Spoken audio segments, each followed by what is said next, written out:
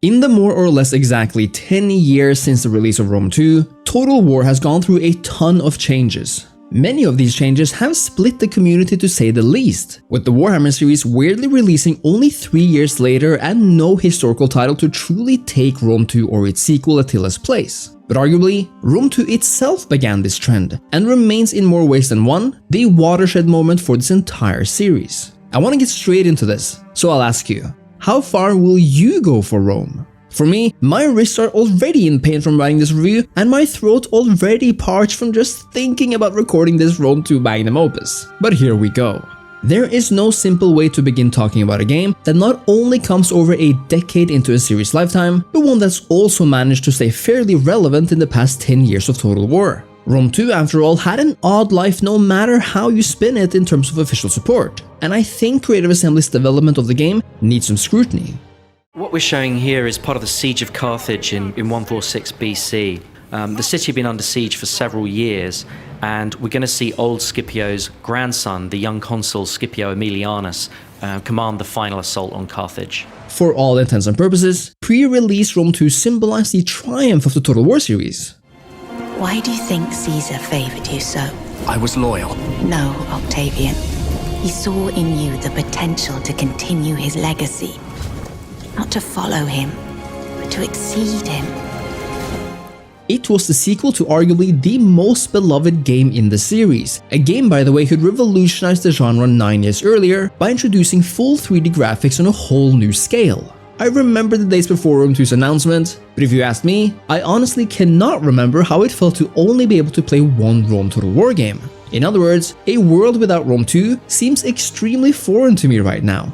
I was so hyped back when Rome 2 was released that I bought my first and up until that point only PC Gamer online magazine, just so I could read about the game and perhaps even glimpse a few screenshots or hints at what may come. The only other magazine I bought was also a PC Gamer edition, mind you, and that was because I was hyped for Guild Wars 2. It was a wild time when you had to go to those lengths to get the best information and footage. But you know what? I did, and I paid the price. In money, of course. Let me tell you, 2012 was a wild-ass time. I don't think a PC Gamer cover today would proudly tell you to prepare to be enslaved. Either way, this issue offered 5 delicious pages of text about Rome 2, including some screenshots of the famous Siege of Carthage. Yeah, that one. The PC Gamer piece is a fun read and certainly poetically written, and it feels like Chris Turson has witnessed the same Siege of Carthage video most of us did. But he does write something interesting. And remember, this is barely just 1 year before release. The game is still a long way from alpha, however. The demo appears scripted, although the camera is being controlled live. It's best seen as a proof of concept of the new kind of cinematic conflict Creative Assembly want to present with Rome 2.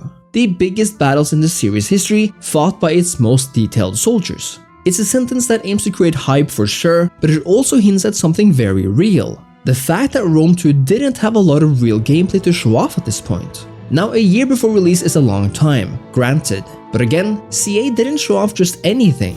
They showed off something very scripted and carefully directed, not a random battle or the campaign. The lead up to Rome 2 continued, and the hype was real when the public finally got to see the Siege of Carthage demo. And just like PC Gamer had described, it really was a sight to behold, not just in terms of scale, but because of how Rome 2 seemed to be using lighting and a darkened filter to make things seem that much more cinematic. So here you see the guys disembarking onto the beach. This is, what we're trying to achieve here is get a real sense of almost the Saving Private Ryan of the ancient world. So we really want to get the camera down and get that sense of that darker vision of war, where you really make this human scale of battle come alive, and it's part of that darker vision of war, a more gritty, realistic feel to the way the battles work. We even got interviews with lead developers, scenes that are legendary in parts of the community, but perhaps not for the right reasons. So in Rome 2, we have invested more resources into improving the battlefield AI than I think we have in any Total War game to date.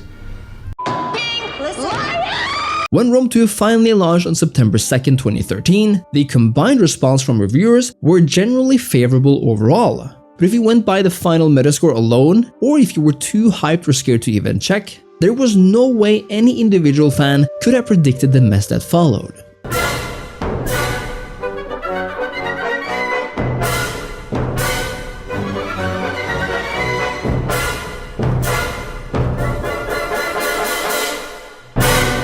And seriously, I wasn't the only one who followed Rome 2 closely back in those days and had a ton of expectations for it, as you can tell from how some of our Total War friends describes that time and the inevitable downright apocalyptic state of the series and the community.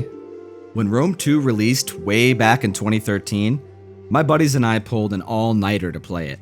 We were absolutely stoked, but man were we in for a rude awakening. The AI was broken. I mean broken. The performance in battles was atrocious, and the turn times were agonizingly long. They had capture points in open field battles, and unit blobbing was out of this world bad. I still played the hell out of it and saw them slowly fixing the game patch after patch. Even still, it took CA's Sophia Studio to get the game into a nice solid spot by 2019, 20 plus patches later and years after launch. To this day, it still has broken AI in port battles and suicidal generals when you're playing minor sieges.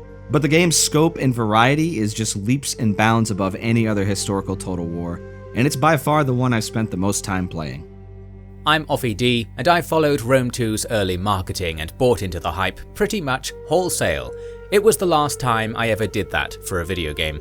I was dreaming of a game that would take the experience you could get with some of the overhaul mods for the original Rome Total War to create a high-budget, state-of-the-art experience. Instead, we had the so-called streamlining, as the game pivoted more towards a general audience. An amazing idea, but it happened to be pivoting away from me, who likes the insane detail of the ridiculously rich Rome 1 mods and the more open-ended overall design of that game. But the Total War franchise was already moving away from that, and I was naive to expect a spiritual successor to my beloved original, let alone its mods. I learned my lesson fully in those dark days, for we got Rome 2, the basis for all future Total War games, and hence the reason why I simply had to fall out of love with the franchise as the years went on. I still played it loads because I was accidentally becoming something of a Total War YouTuber in those days. I think that gives me an unfairly harsh view of the game because for me it's tied up with those feelings of stress, frustration and obligation to make new content that came from YouTube. That's a weird spot to be in, and it turned my dislike of what is basically an okay strategy experience into a feeling of oppression in this purgatory of a game. As for its legacy today, I think after this short burst of reminiscence, I'm perfectly happy to go back to very deliberately never thinking about Total War Rome 2.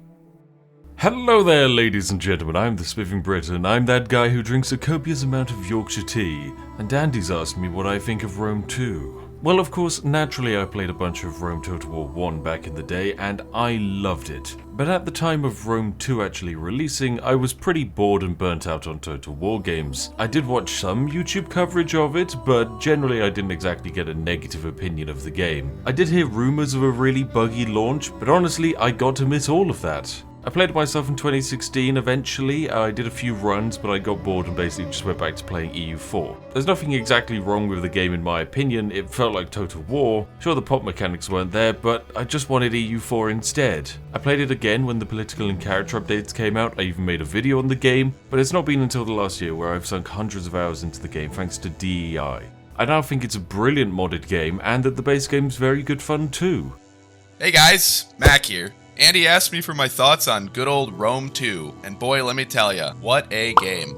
I'm old as f*** and staring down the barrel of 30, but my first Total War game was Rome 1. Crazy, I know. Damn near as ancient as the Empire itself. But Rome 1 was an incredible game that revolutionized the entire franchise and made me fall in love with Total War. I waited many, many years for Rome 2 to be announced. When it finally was, I was hyped. Graphics were a huge step up, a massive map, naval battles, and as Andy knows, head-to-head campaigns, which make Total War just so much more interesting. I remember sitting in my parents' basement waiting for the game to go live on the literal edge of my seat, and when it finally did, complete and utter disappointment. The game was bugged to hell, it was effectively unplayable from crashes, lag, desyncs, and just atrocious balance issues. I mean, Hellenic Royal Guard basically had lightsabers at that point. It was insane. Honestly, I view releases as bad as Rome 2 as unethical and totally unacceptable. Regardless, over the course of 3+ years, Rome 2 did finally become a great game, but its awful launch damaged its reputation for what otherwise could have been a top title in the genre. I do still still play Rome 2 for its naval battles from time to time. So I think it's a good game. I do recommend it, and if you haven't played it, I would encourage you to do so.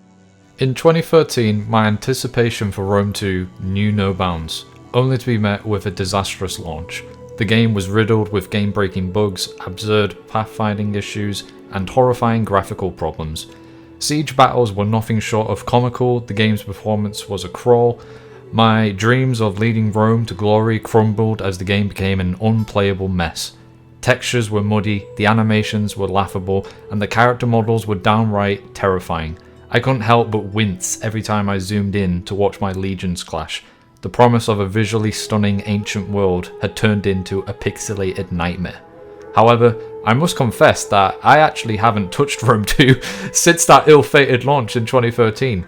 Perhaps over the years it has undergone significant improvements and become the masterpiece it was meant to be, but the scars of that initial experience run deep, making it hard to return to a game that once brought so much frustration and disappointment.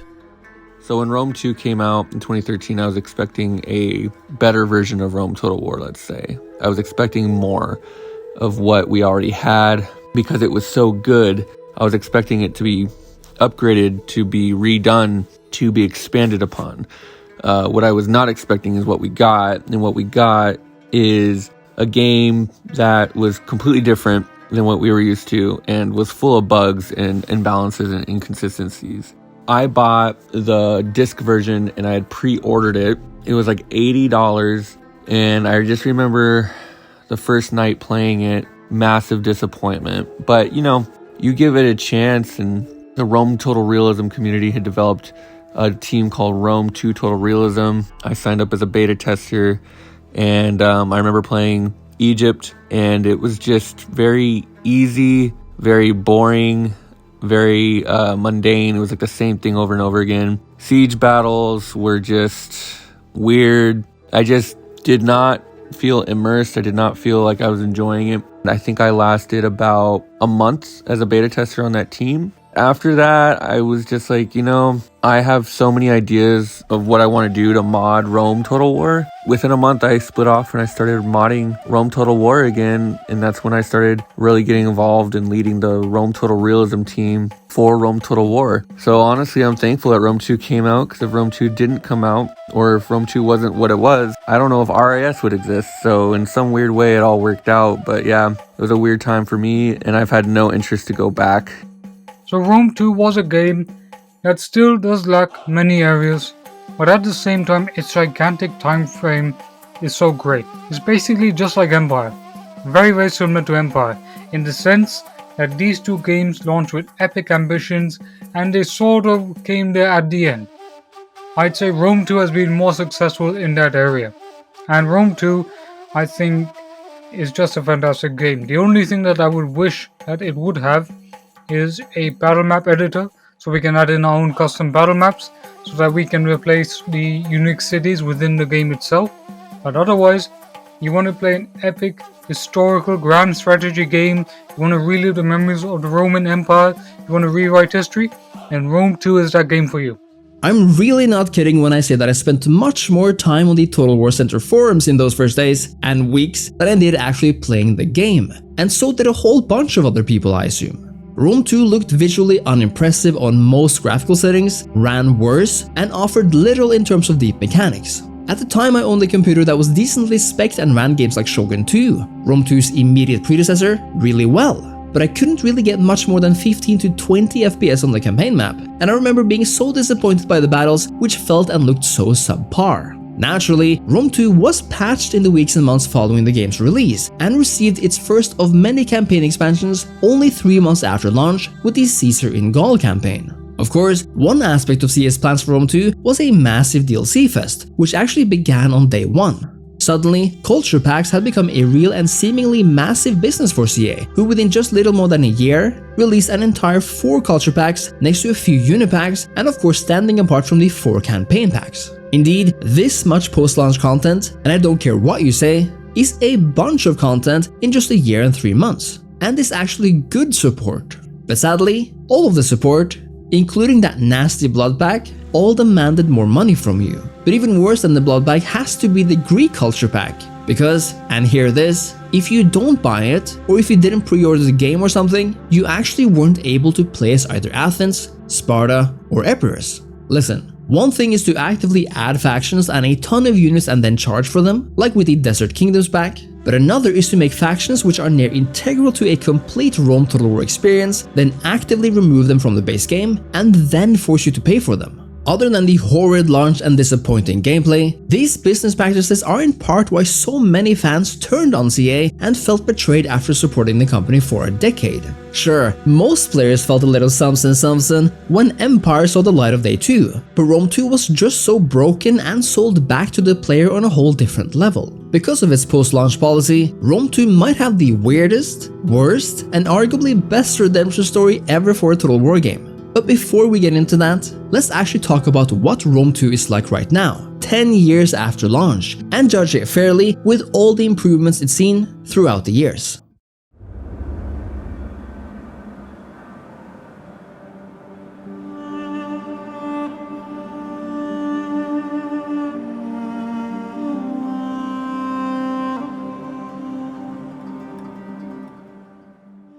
If in 2013 you'd been with the Total War series for about 10 years already, you would have probably gotten accustomed to a certain main menu screen.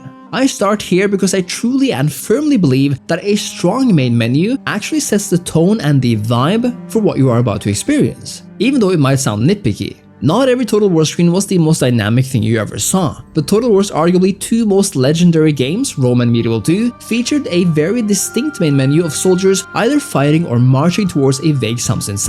Rome's main menu isn't bad actually. If anything, I'm a sucker for maps of the Roman Empire, and so this screen kinda feels made for me.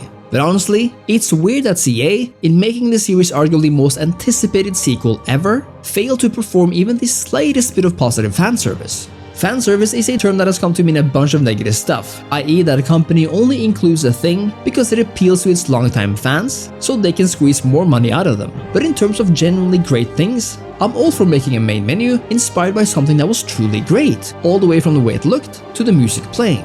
But Rome 2 takes a different approach, and I was immediately met by the feeling that Rome 2, much more than Rome 1, was trying to appeal to the darker, more intense and realistic side of history. And it shows especially in the main menu soundtrack, which is way more reminiscent of the HBO Rome series than it ever was of Rome Total War.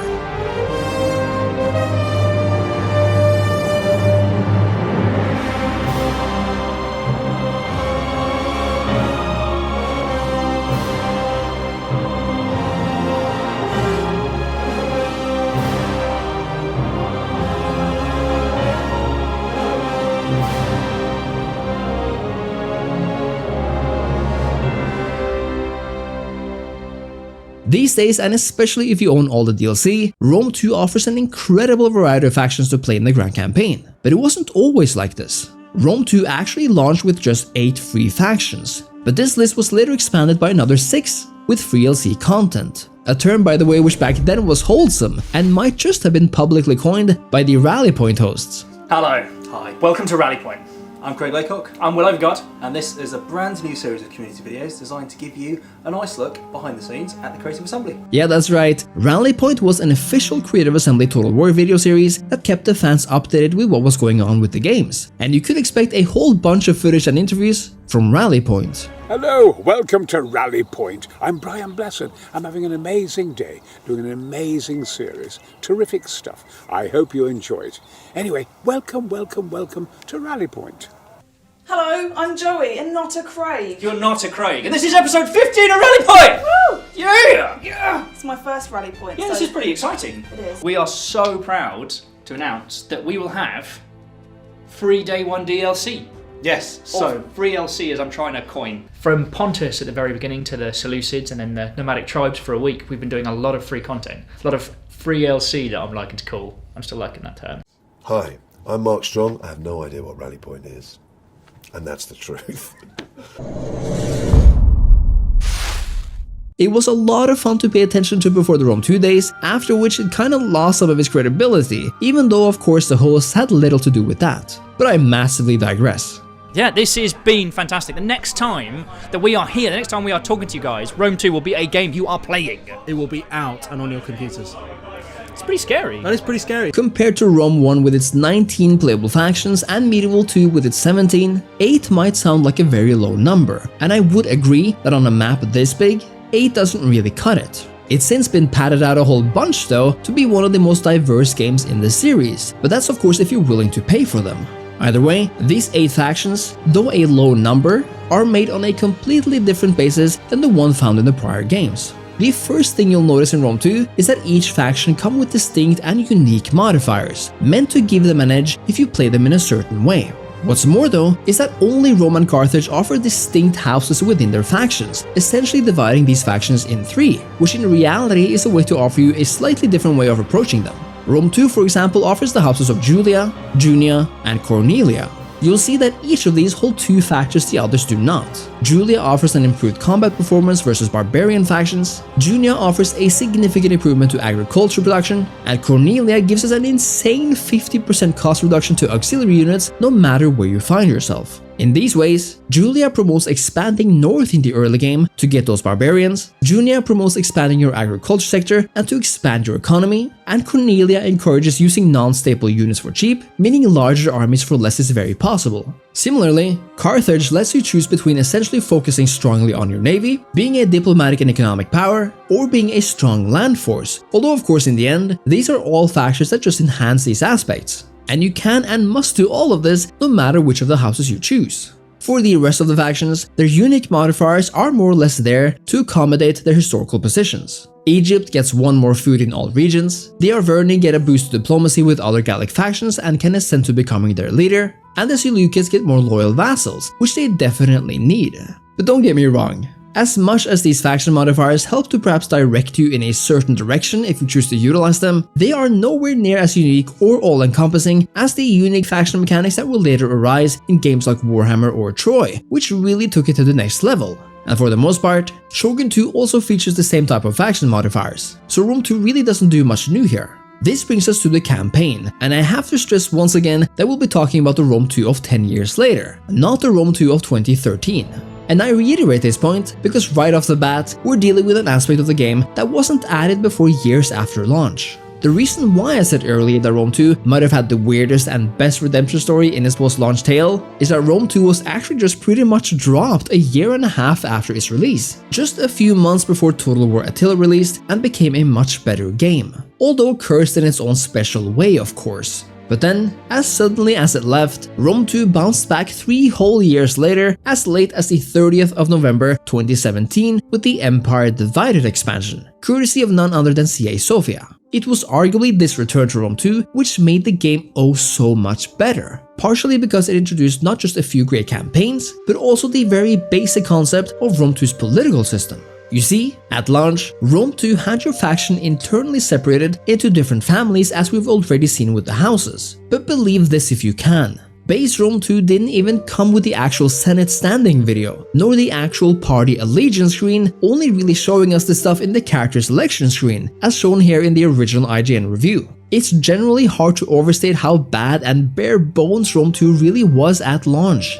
because when you see this, and then how it turned out, it's evident that CA Sofia really came in and cleaned house. Back on track, the political houses of Rome 2 consist in both Rome and Carthage of the houses you didn't choose for your faction, meaning if you're playing as Junia, you're going to be going up against at least Julia and Cornelia. The same goes for other factions, although the number of opposition parties tend to be between 1 and 2.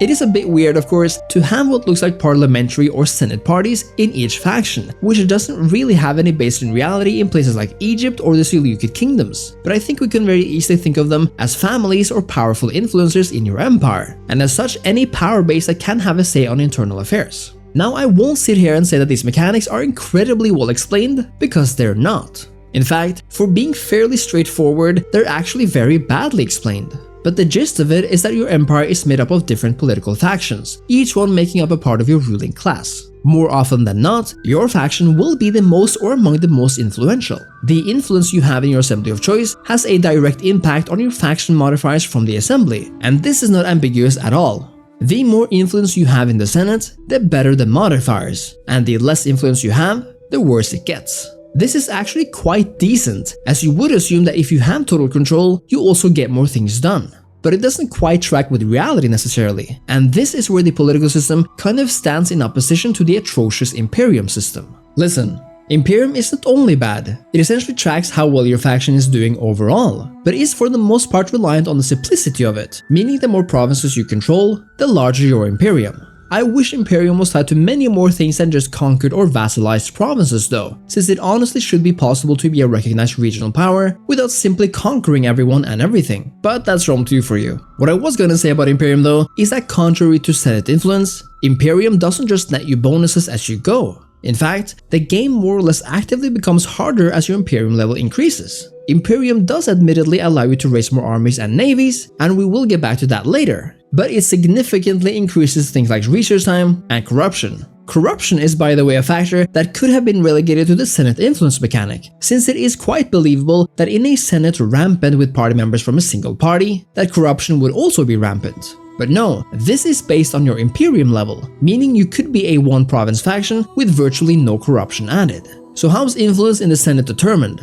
Well, each character that ever lived, be it statesmen, generals, or admirals, have and can gain influence every turn, and as long as they are members of one of the main families, their influence is counted towards their party's total influence. This means that it's important to pay attention to which characters you let control specific armies and navies, because Rome 2 also offers a fairly unique party loyalty system. As opposed to previous or later games where loyalty is often based on a general by general basis, Rome 2's loyalty system is a bit more abstract. Every character will remain loyal as long as their party is loyal, and therefore each party has their own unique loyalty modifier. How is this loyalty modifier determined? Well, in this dedicated Senate screen, we can see that each family actually like and dislike various actions, and that going through with them or not will have an impact on the faction's overall loyalty. For example, some factions will hate barbarians, others will love the Greeks, some will love trade and others war, and so on. This means that depending on your actions, even though you should strive to always keep their loyalty intact, some of these parties might become disloyal and declare civil war should their unhappiness become too much to handle.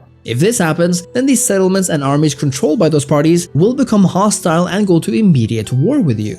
It's actually quite an awesome system, but it could definitely use improvements even though it's infinitely superior to what it was at launch. Further, another major flaw of the original Rome 2 release was that the game didn't even include a freaking family tree, which wasn't just a deep disappointment because every great total war, including Rome, has one where you can easily track and manage your members, but because Rome 2 freaking makes you choose families at the start, but offered no real way of managing or dealing with them. With the Ancestral update though, which came out a good 4 years later, the family tree is arguably more fleshed out than it ever was, thanks again to CA Sophia. Depending on your characters, you can now spend the influence to conduct a number of actions, from improving loyalty with other families, to improve the food situation and happiness in a province, marry other characters, adopt generals, or even improve diplomatic relations with entirely different factions. The options here are really great actually, and it's evident that they are in least part copied from Attila, who does basically the exact same things. But it's definitely what Rome 2 needed to improve by a whole lot, with one caveat depending on how you look at it. And it's this: every action you undertake with Rome 2's characters is determined by chance.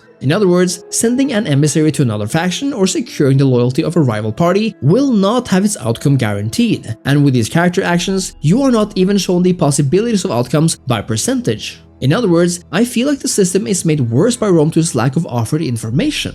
I accept that a successful outcome is not guaranteed even though I'm spending my resources on a mission, but at least offer me information on what the chances for various outcomes are, just like you do when you tell a spy to target an enemy army. I think with more tooltips and info, Rome 2 could at least have appeared to be a lot more complex than it feels. Because without information like this, many things seem a lot more vague and even unimportant than they should. The thing is, of course, that you could theoretically go much of the game without even dealing with character assignments if you make up for it in other places. It should also be said that for civil wars, where you might lose a few provinces, it's a shame that Rome 2 doesn't offer a political system that makes civil wars more bearable, but we will get back to that in the diplomacy section. For now though, the last important part of this is that the families also control a share of your empire. But Rome 2 is, as mentioned, so inept at explaining how this works that it's truly impossible to easily figure this out. But to my understanding, here's how it works. The player will generally always be in control of the faction's capital province. From there, the largest family will generally control the most amount of provinces in your empire if several provinces are present, and so it goes on until every family has been included. Further, the system attempts to keep a family's provinces united and bordering each other, meaning that if there is a civil war, the rebel faction or factions will generally control a connected area, not one that's split up and disjointed.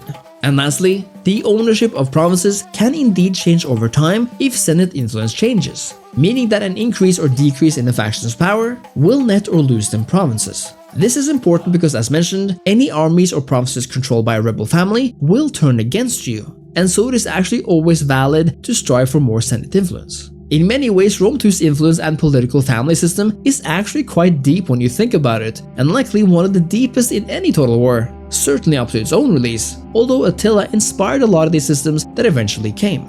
If you really devote yourself to it though, I think it can give a lot, and I'm happy that it's there. At the same time, I think it's a bit of a shame that not more is put into it. Rome 1 had very distinct Senate offices, for example, and even though our generals might get character traits that present them with titles, it's not really the same, and there's no official overview over characters in the Senate offices, nor the consuls and the like. The politics doesn't end there though, as it is actually possible, if you complete the requirements, to change up your entire state system. This means that as Rome, you could go from a republic to an empire, and from a role-playing and immersion perspective, this is freaking awesome, and I don't really know if any other Total War does this in a similar fashion.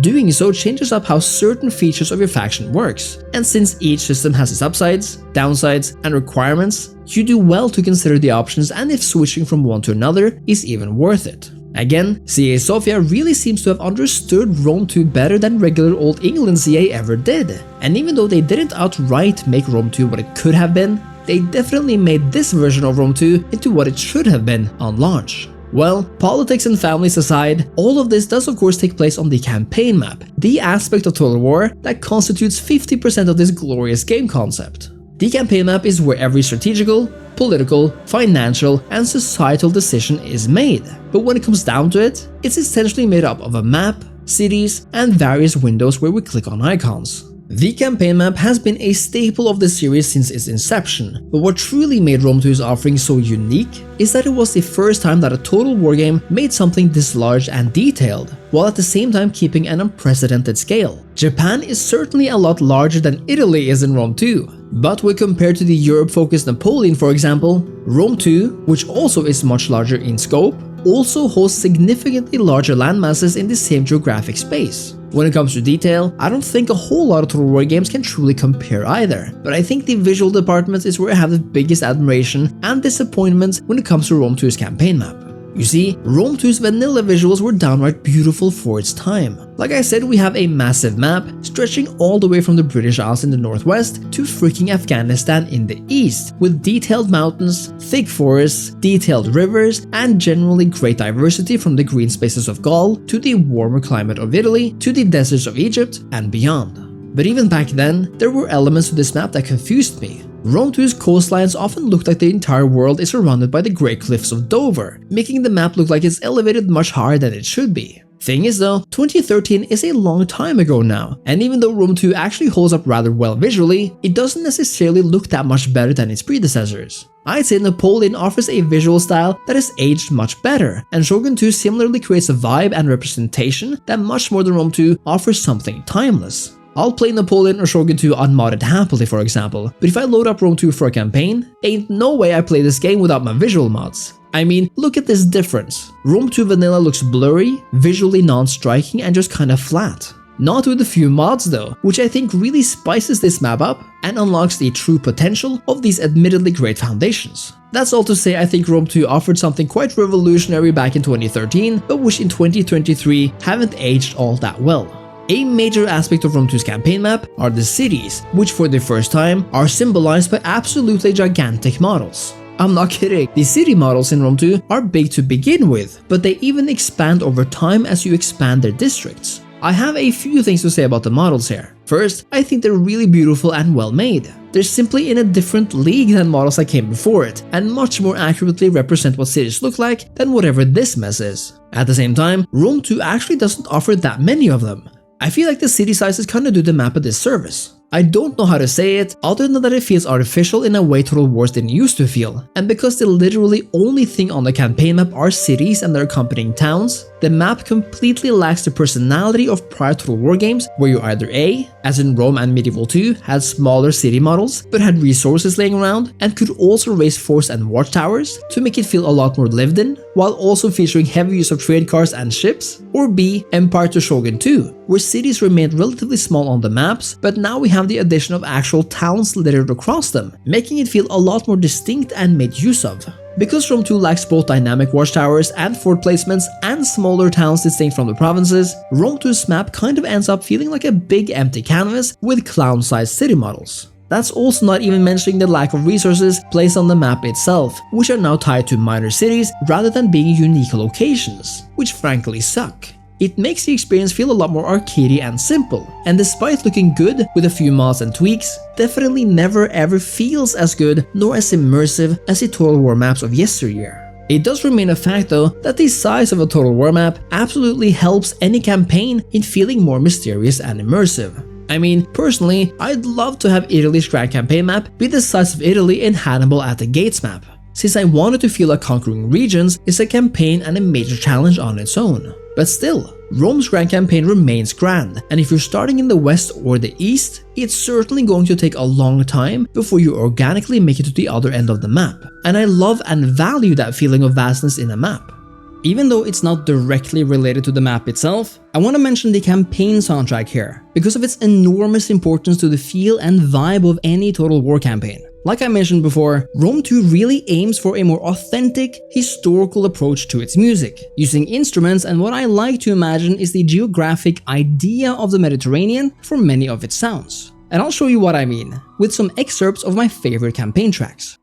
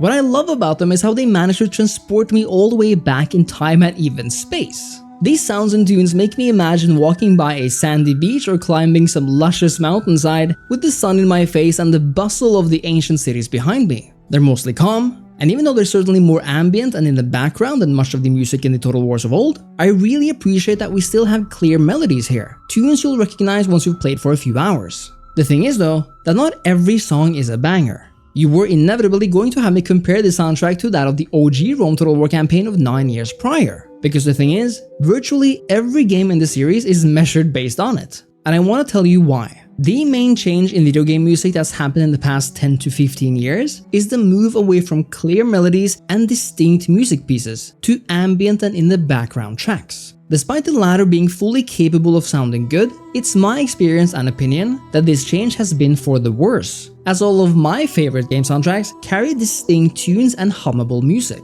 So let's compare to Rome. In Rome 2, a relatively dark and ominous track might sound like this.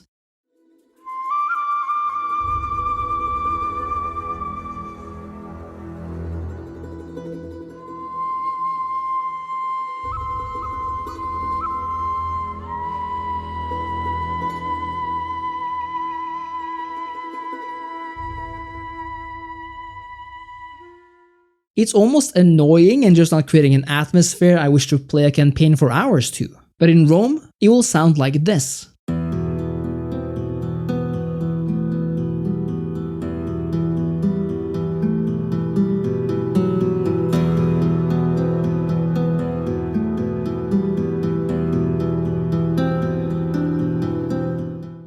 In Rome 2, a happier Mediterranean tune might sound like this.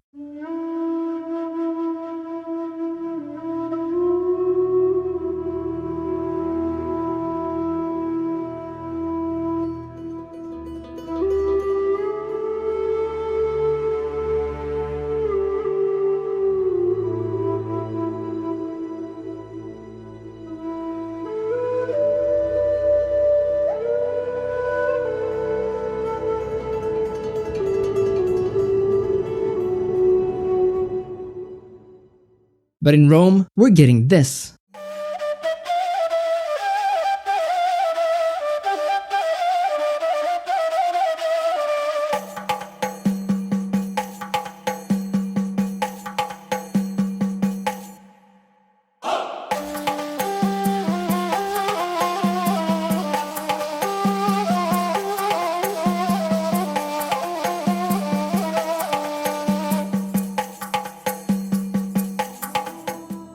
Couple the style of music with the genius of composer Jeff Van Dyke, and we have the soundtrack of OG Rome, which just cannot be mistaken for any other music or any other game, frankly. And while I can play Rome 2 and love it when those good vibe tracks come on, I do not have the same nostalgia for those as I do for Rome's. And both of them did come out a long time ago after all. I think it's a big shame that CA didn't think more about inheriting some of Rome's tunes and sounds, and revamping them for Rome 2 as a kind of throwback. Because I think things like that can really help to create a certain essence of what you love from other places, and hopefully in a new and better package. The perhaps last aesthetic aspect of this map might just be the campaign overlay map, which is an enhanced, enlarged, and ribbed version of the minimap.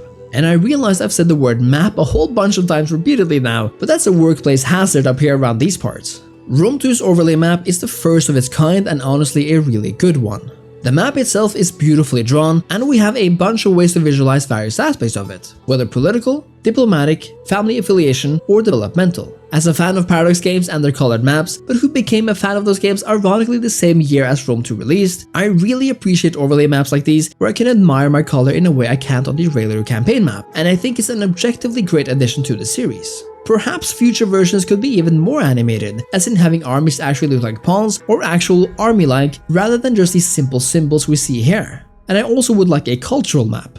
But all in all, it's an almost flawless map that was perhaps only surpassed by its direct successor, Attila. Moving away from the maps themselves now, these cities and their mechanics are arguably the lifeblood of the Total War campaign, and it's no different in Rome 2. What is vastly different though is how cities work. A pioneer in many aspects, Rome 2 introduced the province system, which frankly have repercussions to this day, and despite being the worst province system Total War has ever had, has paradoxically lived by far the longest. We can divide Total War's province system into 3 periods. Shogun 1 to Medieval 2, where cities are the main and only source of buildings and goods. Empire to Shogun 2, where we still have single city provinces, but now with the addition of small independent towns that litter the map. And finally, Rome 2 to Warhammer 3, where provinces now consist of one big city and several smaller towns that together make up the foundation of your economy. The reason why I'm saying this last system sucks is because it completely removes the main avenues of player agency and roleplay, namely because of the restrictions Rome 2 now puts on the player. Not only can we not, as in ever since Empire, only raise a select number of buildings in each city, but because of the way the hierarchy in a province works, these smaller towns outside the province capital can actually never become large cities themselves. In other words, towns are destined to be made up of no more than 4 buildings, not to mention that they don't even have access to all the buildings a city has access to. This results in a system that, unlike in Rome 1, where every city could be developed on your own premise, Rome 2 artificially creates a system where some cities will remain forever small. Personally, it is this very system that is the bane of modern Total War games for me, since that all-important meeting point of grand strategy and player RPG agency is suddenly no longer present.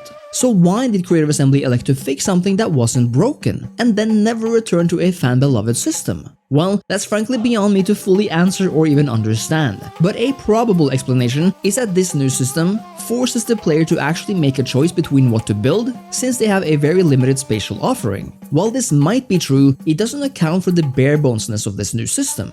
The building limit is really just too small, and I find that since we're lacking even the option of building whatever we want, not just the promise of a future availability of larger cities, but the option of ever doing so, really hurts my sense of curiosity. At least in Rome, you could take a tiny village, and over time, by caring for its citizens, managing taxes right, and cultivating the land, actually make it into a larger and larger city, so that it one day 100 or 200 years in the future had the chance of becoming a metropolis of its own. This is why I fell in love with Total War campaigns, because you could actually and genuinely develop your empire and feel a change over time. No matter what you do with Rome 2's smaller towns, they will always remain more or less the same size, and they will never amount to anything short of being support centers for the provincial capitals, which conversely can never be dismantled nor sacked so bad that they revert to small city status. There are so many options for better provincial systems out there, but seeing how Rome 2 and the games after it consistently choose the worst one every time, it truly feels like a massive blow to my enthusiasm for these games.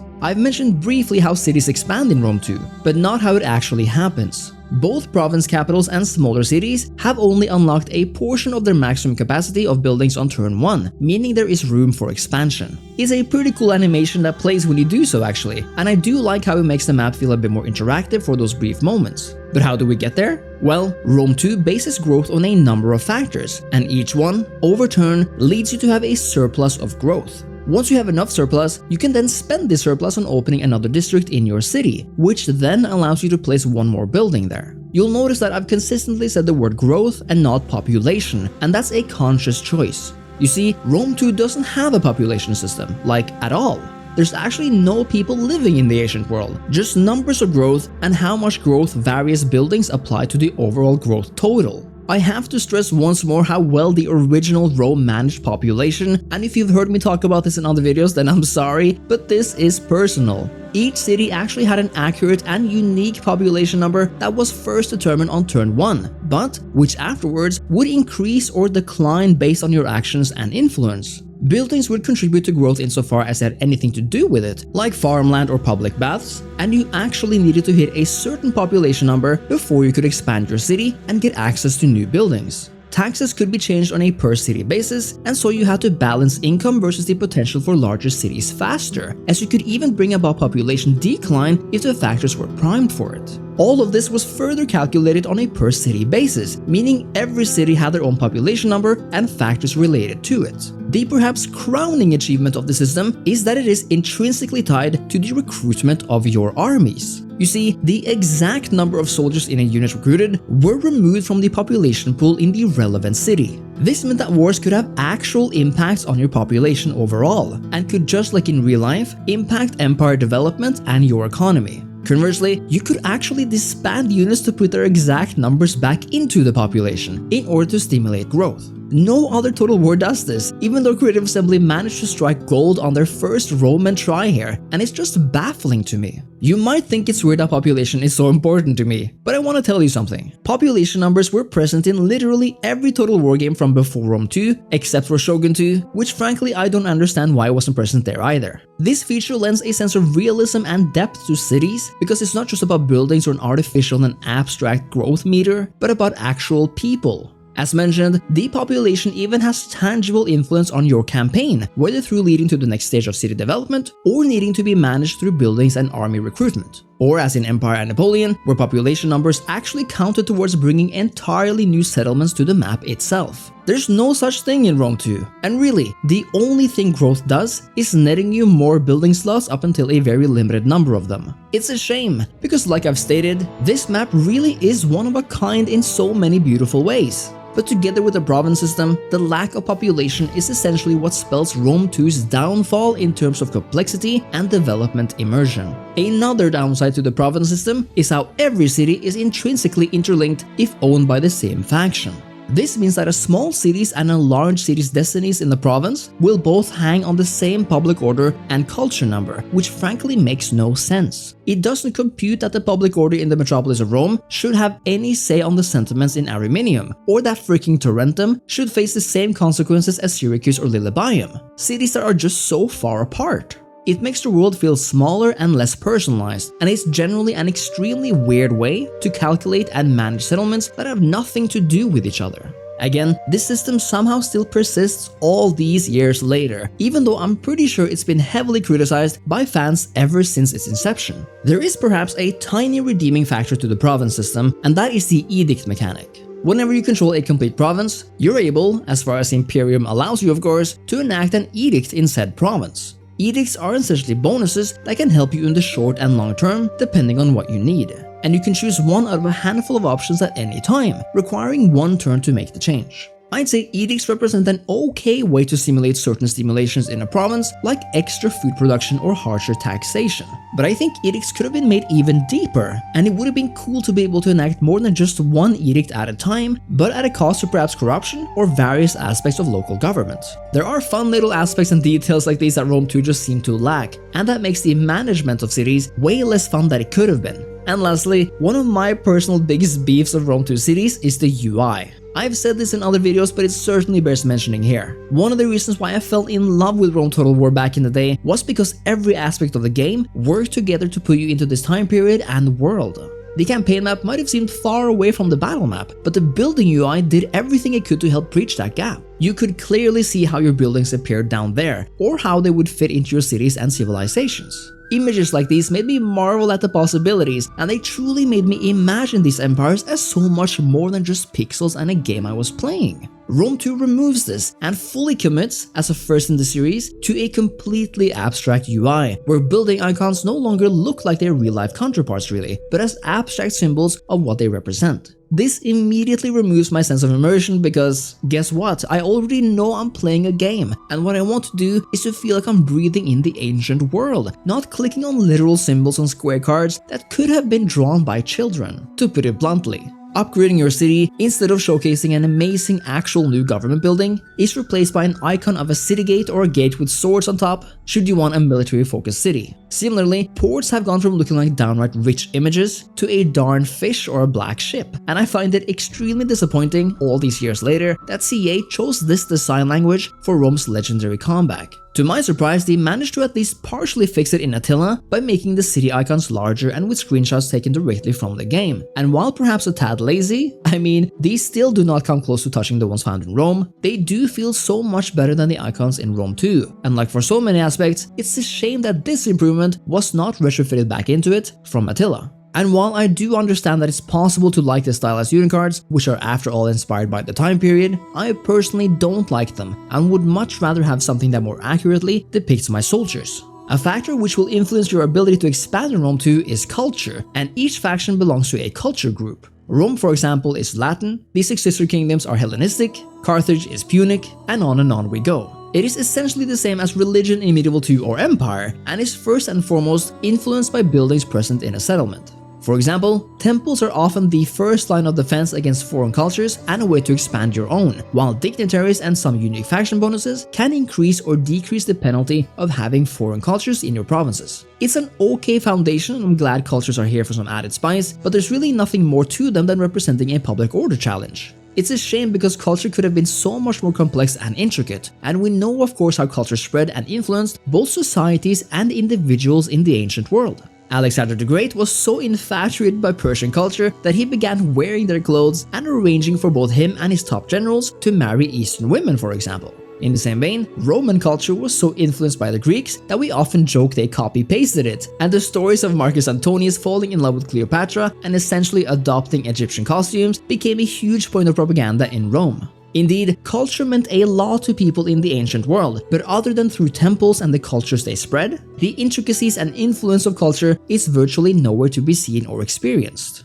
Once again, I want to look to Paradox, where cultures are actually significant, and it's even possible to create cultures that are influenced by other cultures for a more immersive and historical experience. Culture could even be padded with a unique religion aspect, meaning while Latin is the official civil culture, a population could consist of several religions. We could go infinitely deeper, and I genuinely believe that if CA had given Rome 2 the care and continued support it deserved, then all of this would have been possible. I've briefly mentioned Imperium before, but I think it's time to dive into what it really means for the game. Imperium is first and foremost a calculated result of your expansion, meaning every conquered or vassalized city goes towards your final Imperium result, increasing with each settlement you incorporate. But on a meta level, Imperium in Rome 2 is actually meant as a check on your expansion, its only goal to artificially restrict you. There are, however, 2 levels to this, and the first is better than the second.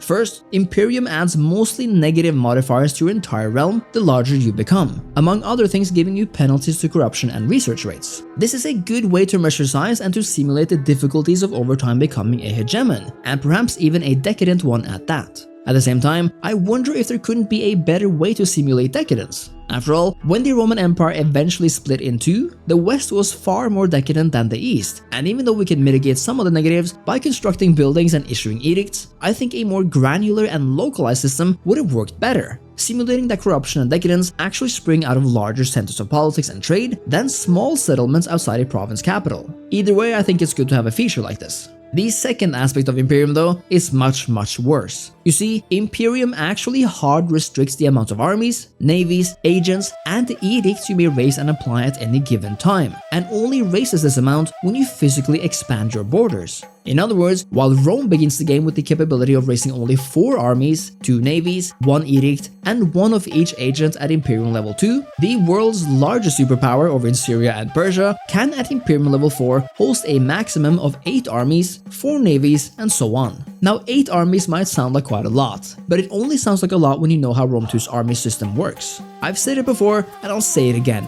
Rome 2 is the most influential total war game of all time for mostly worse. And another way it's done so far irreparable damage to the series is to confine your units to armies led exclusively by generals. And not only that, of course, it could in theory be fine to have a bunch of generals roaming the map, but when combined with the army restrictions brought on by the Imperial level and the lack of generals, the entire thing just falls apart. Seriously, just like with the restrictions of cities with no smaller villages or forts on the map, the existence of more or less purely larger general-led armies makes the map once again feel like it's made up of a series of hotspots you bounce between, rather than a world you fully immerse yourself in. It used to be that armies weren't tied to generals at all, and that there was no army limit modifier. It once again enhanced that sense of roleplay and player agency, because you could direct certain armies to gather at forts, while other units acted as scouts or watchtower racers. It once again meant that the map felt more used and malleable, because you had so many more points of interest or moving parts at any given time. If you don't understand what I'm trying to say yet, I guess you just had to be there, and I think a large part of why certain people don't clamor for a return might just be because they never experienced what Total War had the potential to be, or indeed what it once was. Another argument against the current system is that it again feels like it's putting artificial restrictions on the player where they're just not needed. In every Total War game, you were always restricted and held back by your economic output anyway, meaning there was no way you could sustainably raise a bunch of full-stack armies if you didn't have the infrastructure and economy to support them. And that leads us to the only real reason left why Creative Assembly decided to mess up a system that wasn't broken: their own AI. You see, the AI in Total War games have never been the best thing in the world, that's easy to admit, but at least the AI's relative incompetency didn't harm the experience from the point of view of the player, mechanically, until Rome 2. The real reason why armies are restricted is because in certain games like Empire Total War, the Ottoman Empire AI would suddenly begin recruiting a bunch of single unit armies instead of actually combining them into powerful forces. This made loading times sometimes unbearably long, and it of course messed up the strength and the ability of the Ottoman AI to function the way it was supposed to. But if CA were to implement an army restriction system tied to generals, then the AI would never be able to create a bunch of one-unit armies and mess up the game.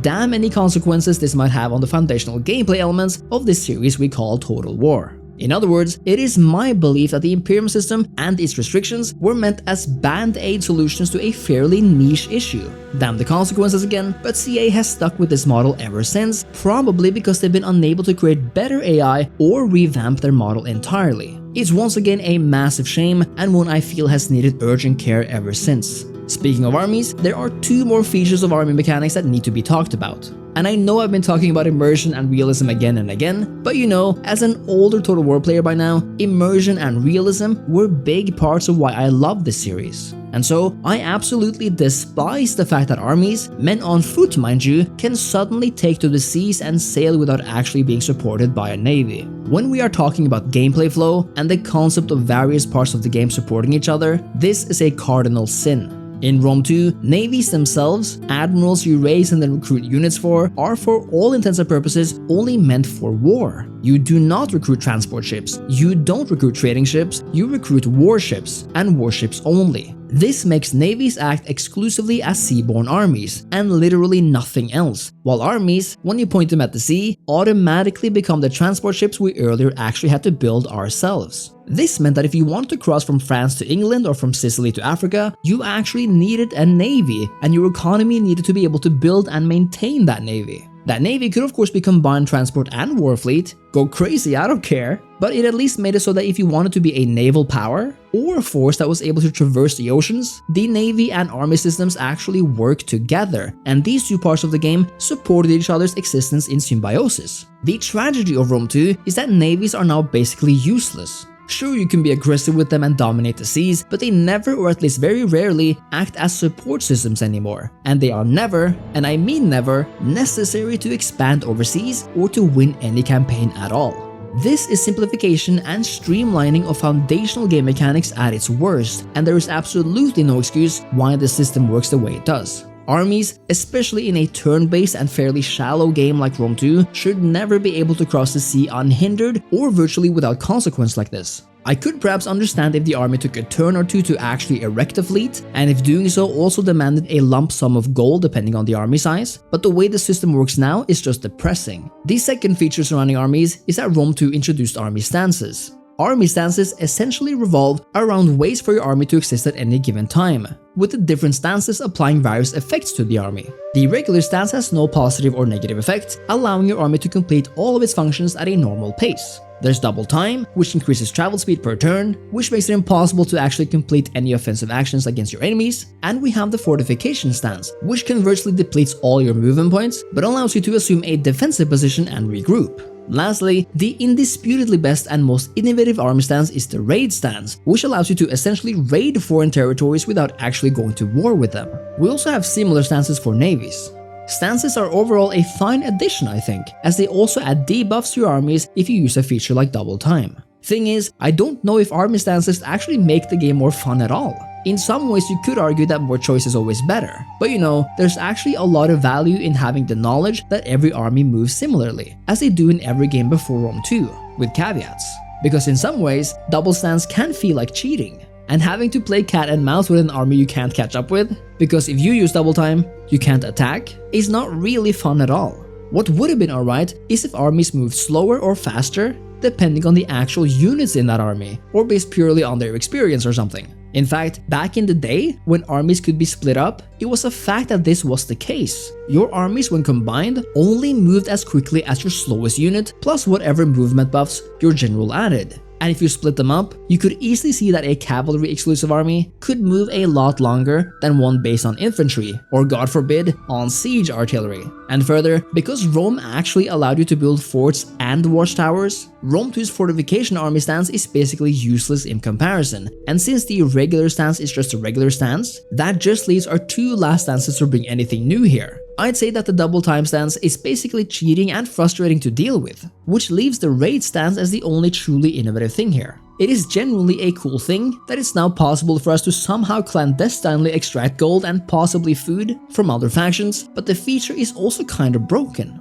You see, our targets can't actually deal with our army unless they're willing to go to war with us, and vice versa. I feel like this makes raiding a very easy thing to do for both the player and the AI, but unfairly frustrating to deal with. The solution would have been to treat raiding armies as essentially independent lords doing their thing, and that attacking said army would not automatically mean a declaration of war against that faction. It's happened several times that empires have border conflicts or skirmishes without full-blown wars occurring after all. And since the AI in Rome 2 is so dumb to deal with, it makes it even worse. That leads us to diplomacy, which, oh boy, diplomacy. Let me say this. Diplomacy has never been Total War's strong suit, but at the very least, in Rome and Medieval 2, it really felt like the AI wanted to deal with you for mutual benefit. This is so not the case in Rome 2. One of the primary ways of expanding your economy and create lasting allies is to agree on trade rights with neighbors, essentially bringing your goods and factions closer. Not only that, but on a meta level, trade rights is about the only way you can make agreements with other factions that do not involve war or peace. So I'd say it's the diplomatic option Rome 2 and Total War on the whole has going for it,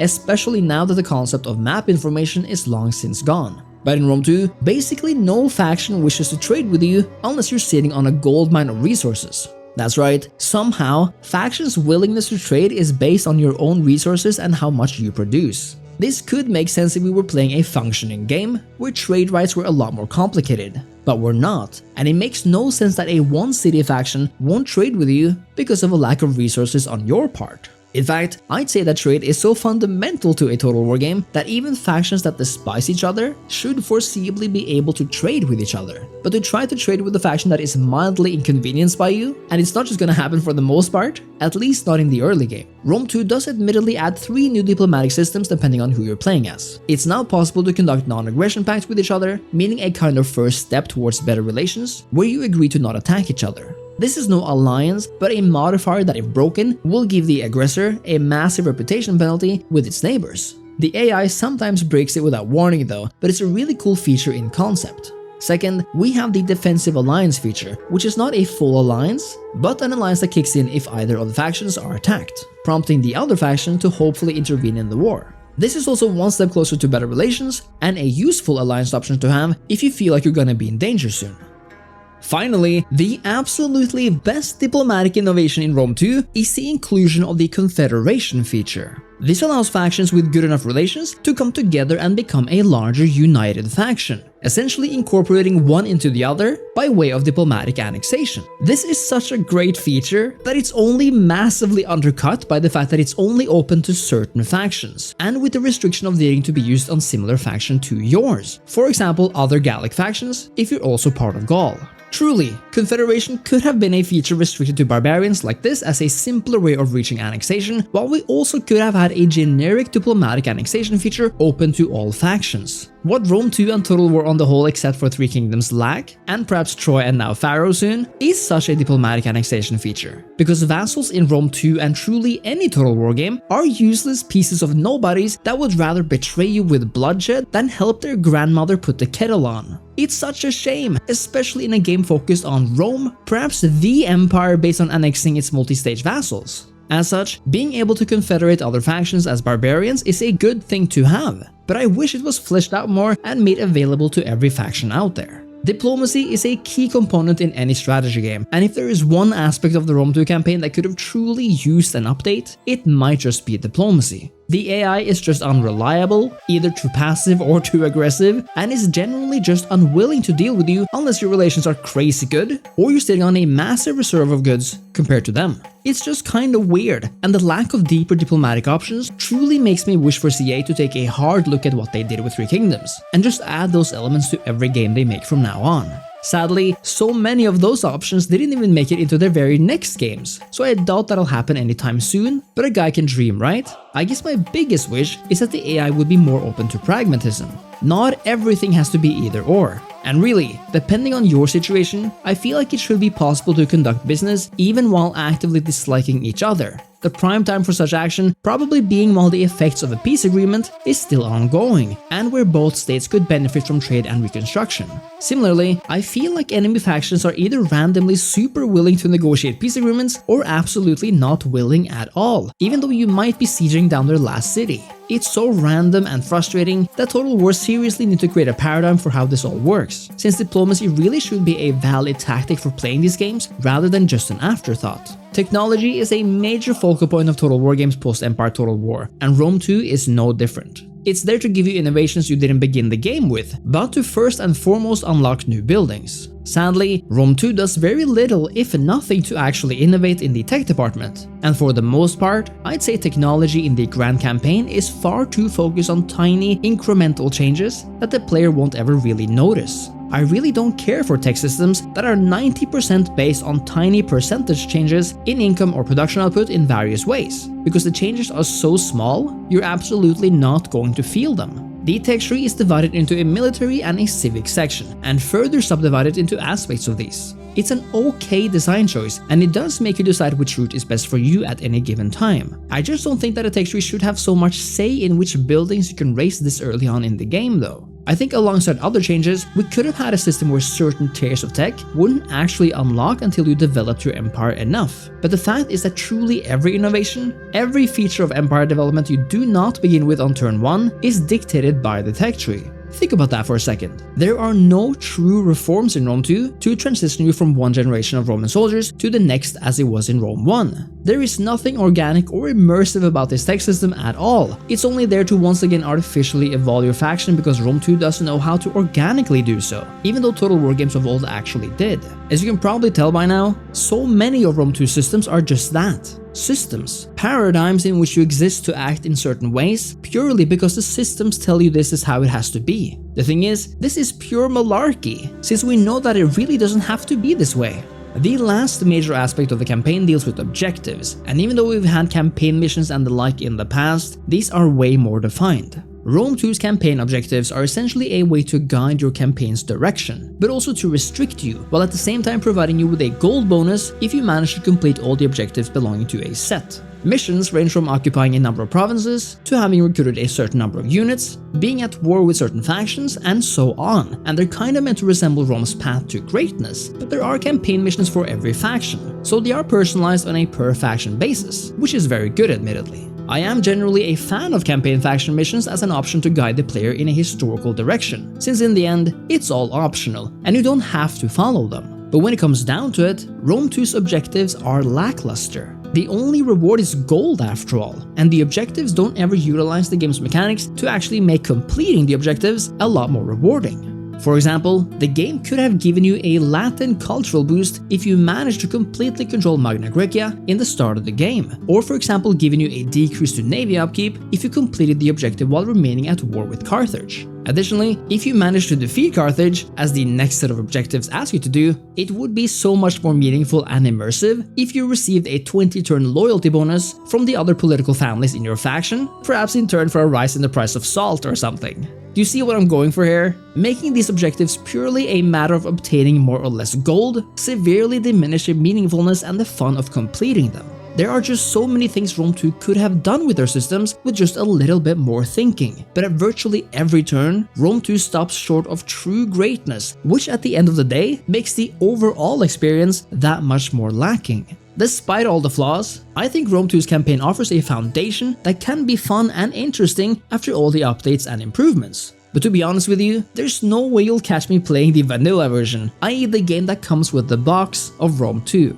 It's simply lacking too much for me at this point. A seasoned Total War player who knows what a good Total War game should be like ought to act. I can, with a knife through my throat, play both vanilla Rome, Medieval 2, Napoleon, or Shogun 2 any day of the week. But you will not catch me playing Rome 2 vanilla unless I'm testing the Lord's grace by seeing how far he's willing to go before he just puts me out of my misery and sends me up to heaven. What I will say is that Rome 2 is infinitely more historically accurate than Rome 1 ever was, and its vastness and scope is second to none perhaps other than Warhammer 3 Immortal Empires. The sheer amount of available factions if you can afford it, their various playstyles, and the relatively intricate political and family systems have a lot going for them, even though very few of these features function optimally. If I had to give Rome 2 credit for something, it would have to be that it is extremely ambitious, and is by far the largest Total War game ever made up until Warhammer 3, or arguably even 2 with all of its content. And I think that's worth something, even though it tossed away so much of the series' identity on the way there. And that's Rome 2's campaign after 10 whole years. But there is another side to Rome 2, nay, to any Total War game, and that side is way more down and dirty. The battle maps are where boys turn to chants, where girls channel their inner Stacies, and where the empires of old settle their grievances in the schoolyard at 3 PM. The battles of Total War is the lifeblood that makes sometimes questionable campaign design worth living through, and it's not just a reason, but perhaps the reason why Total War has arguably become the most successful strategy game series in the world. Rome 2 had a lot to live up to when it released in 2013. I mean, its predecessor basically invented massive 3D battles and for the most part worked extremely well despite a few quirks. So to even compare, Rome 2 might have had to do something like invent massive 4D battles or something. But Rome 2 was advertised as being cinematic, as being real and brutal, and most of all, aiming to put a more human face to the thousands of faces that lived and died on your watch. Rome 2's battles were to be more intense, more detailed, and grander than ever. Of course, back in 2013, it completely failed on all accounts. Just like its campaign, Rome 2's battle AI was completely broken, and can you believe that even field battles featured a capture point that needed to be held in order to win? Just pure and simple madness, and yet another way Rome 2 tried to place restrictions on the player experience. The reason we're throwing everything at the Romans there is because they're standing on a capture point. We have capture points in battles now, so as long as a unit is stood on that capture point, you can see the flag there. It's cut. The Egyptian flag has come down, and the Roman flag is threatening to come up. So that looks a bit video gamey in this series that's about history. Yeah, well, you know, we still want to. at the end of the day, it is a game. It is a piece of entertainment. And while we still aim for, great historical authenticity, we still want to make it a great game to play. And we've got a lot of, really interesting new features that really, support the idea that we want people to be enormously entertained by this. I just want to add here in post, by the way, that this interview is legendary for so many reasons. First, we have the interviewer asking if Rome 2 will run well on his computer at home, and this incredibly silly response is the answer. How's it going to look on my computer? What's your computer like? i5. Oh, it's probably going to look great. We have the interviewer asking whether we'll see some diplomacy for some reason, but CA saying no, probably because this entire thing is a pre-shot video and not a live demo.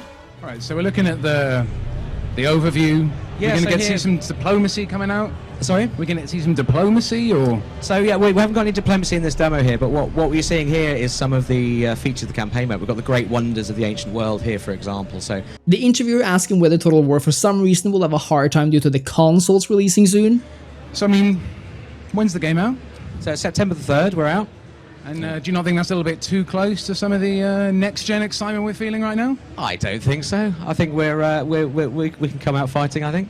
And lastly, the entire video itself. This version of Rome 2, shown to us only 2 months before launch, by the way, and I remember seeing this back then, looked amazing.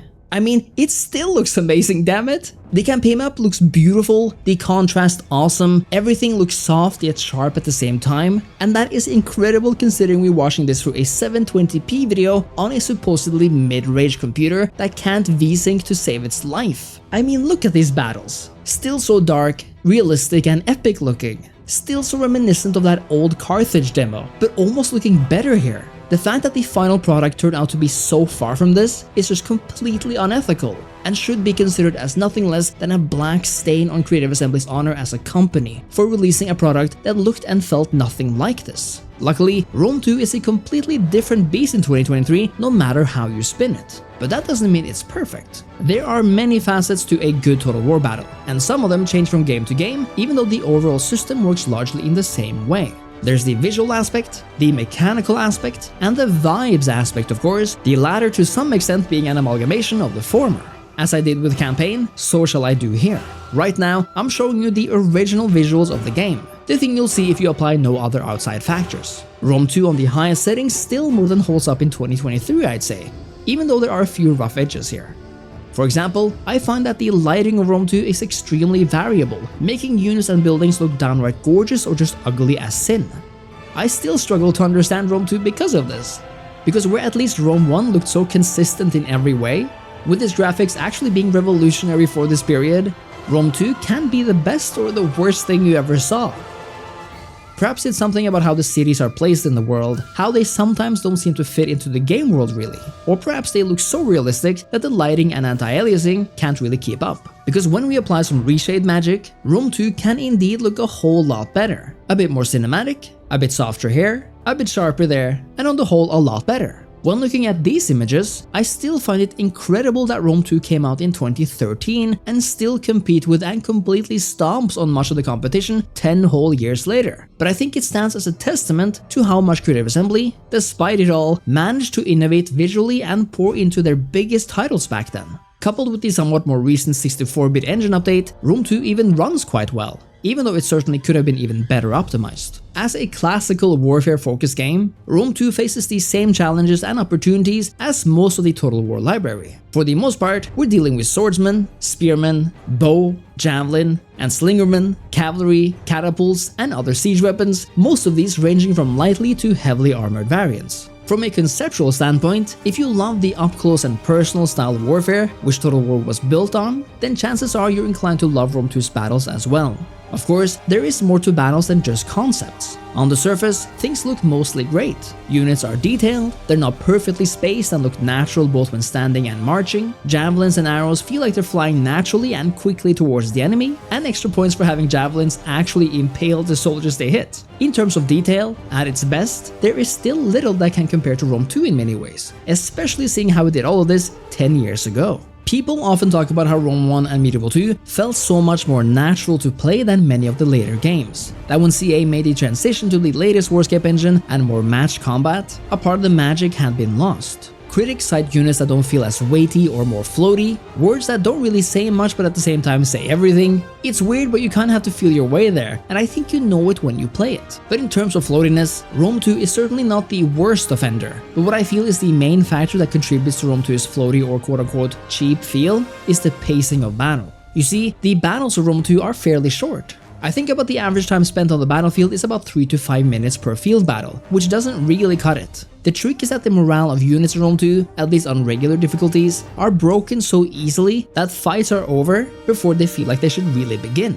The time spent varies, of course, but in general, that's kinda how it goes. In the end, it doesn't necessarily amount on average to perhaps more than 1 to 3 minutes difference between the prior games, and it's worth noting that siege battles are often a lot longer than general field battles, but when leading armies, I am of the persuasion that slower, longer, and more tactical is the way to go, both on the field and in the bedroom. The difference in battle intensity and length, and thus the careful use of tactics, is very evident when comparing the base game's battles versus that of the mod DEI, where battles are often about 2 to 3 times as long as in vanilla. I think it's all the better for it, and it highlights how quickly the vanilla battles actually are. It also doesn't help that units kind of snap in and out of personal combat, never really feeling like they're personally surrounded by more than one enemy unit at once. This is most evident when looking at their animations, as many of them that don't include kills look kind of jarring, and some units just kind of fall over in weird ways after rather lame slashes or pokes by the opposing unit. These might come across as nitpicks to some, after all the battles here are so much larger than individual pokes, but after a while, and with enough experience, you really start noticing these factors sticking out. That's not to say that Rome 2's battles are useless, in fact they're spectacular when not paying too much attention to what's going on between individual fighters. Again, we're talking scale and depth here, highly detailed and textured units, with armor and shields that perhaps more than ever look realistic and like actual equipment rather than something glued onto the unit. When flying over the carnage, Rome 2 is more than ever reminiscent of a scene from an epic war movie. Units clash when running into each other, archers are vital to grind the enemy down, and cavalry is not just for executing those perfect hammer and anvil tactics, but also for running down stragglers. At their best, Rome 2's battles are grand spectacles, even though they may not be the most tactical or elaborate. I particularly love that CA went all in on user experience and added the incredibly needed click and drag feature, where we can easily move our entire army forward or backwards, but have the entire formation remain in place. Playing games before Rome 2 feel ancient because they don't automatically do this, and I figured out that you actually have to always put your entire army in one big group if you want to achieve the same results there. So major props to Rome 2 for this. Oh, I also love that hitting the K keybind removes the UI, but I wish it also removed the mouse cursor when you held the middle mouse button down. And super quick when we are on the topic of UI, it's also fantastic that CA Sofia actually implemented UI scaling, meaning that Rome 2 is one of the few Total War games prior to 2016 that is actually playable on a 4K monitor, which is insane to think about. Siege battles in Rome 2, where to begin? I don't know exactly when it happened, but at some point, perhaps with Rome 2, siege battles began to feel a bit tedious. I don't know exactly why, but I do have a hunch, and I think it's because Total War kinda just stopped trying to innovate. When Rome 2 launched, you didn't even need siege weapons to besiege a walled city, which thank goodness was fixed in a later patch, but still, some of this DNA lingers in the game, and honestly even in the games that followed. Thing is, a besieging army, even if they were to have run out of catapult ammo or siege engines, still have the option to toss torches at the enemy gates to burn them up. In other words, it's become a lot easier to take cities. This is a big no-no in my opinion, as what really felt so good about the old siege battles from Rome and Medieval 2 was that the two sides, attacker and defender, truly felt distinct. The defender needed to defend their gates and walls, knowing that the attacker could only go as far as the siege engines allowed for, and the attackers had only one way to victory, namely to fight tooth and nail for any opportunity to scale the walls or breach the gates. And if you were unlucky enough to lose your means of doing so, there were no second chances or Hail Mary solutions. This hard line made every siege battle feel that much more intense and significant. And I feel like a lot of that just went away in Rome 2, because you always knew that no matter what, the enemy could always last resort towards spam your stupid gates. Torches can't melt steel gates, am I right? It was awesome, however, that Rome 2 finally introduced a few unique settlements to the campaign map. Among these are Rome, which at its greatest tier level looks just amazing, Alexandria and its unique lighthouse, and of course Carthage, that illustrious and glorious city which Rome 2 has become so known for. Unique cities are a great way to make battles and their maps more immersive, and Rome 2 is the first Total War game to introduce them at this scale and number, and I believe only Kyoto in Shogun 2 could be classified as a unique city in games prior to Rome 2, of course not counting mods. At least there are very few pathfinding issues in Rome 2 compared to the much older games, and I'd say, even though it's possible to disagree with the design of Rome 2's battles, that they at least don't feel broken or particularly buggy, and after all these years might be some of the most bug-free battles in Total War. Of course, your experience on the battlefields of Rome 2 will vary depending on which cultures you're actually playing as. I'll gladly be the most cliche person ever and say that my favorite faction to battle as are the Romans, and as them, you'll get perhaps the most versatile force in the world. The Romans aren't necessarily extreme in any direction. It's obviously not faster or lighter than the steppe cultures, making use of light ranged horses, and it's not necessarily as heavy or as tanky as the Greeks who hunker down behind massive spears the size of Alexander's. In return, the Romans very early on utilize medium and heavy units who can toss javelins at the enemy before charging, essentially making them highly versatile and organized because of this single fact. It also bears mentioning that the Roman legions can utilize the amazing testudo formation later on, and this touches on the subject of unit formations, which is so crucial to me when it comes to battle immersion, because it adds that vital layer of micro-tactics on the battlefield. The Carthaginians, on the other hand, might on average feature somewhat lighter infantry and horses, but having access to a bunch of mercenaries and even fairly unique things like elephants can swing the tide of battle in their favor.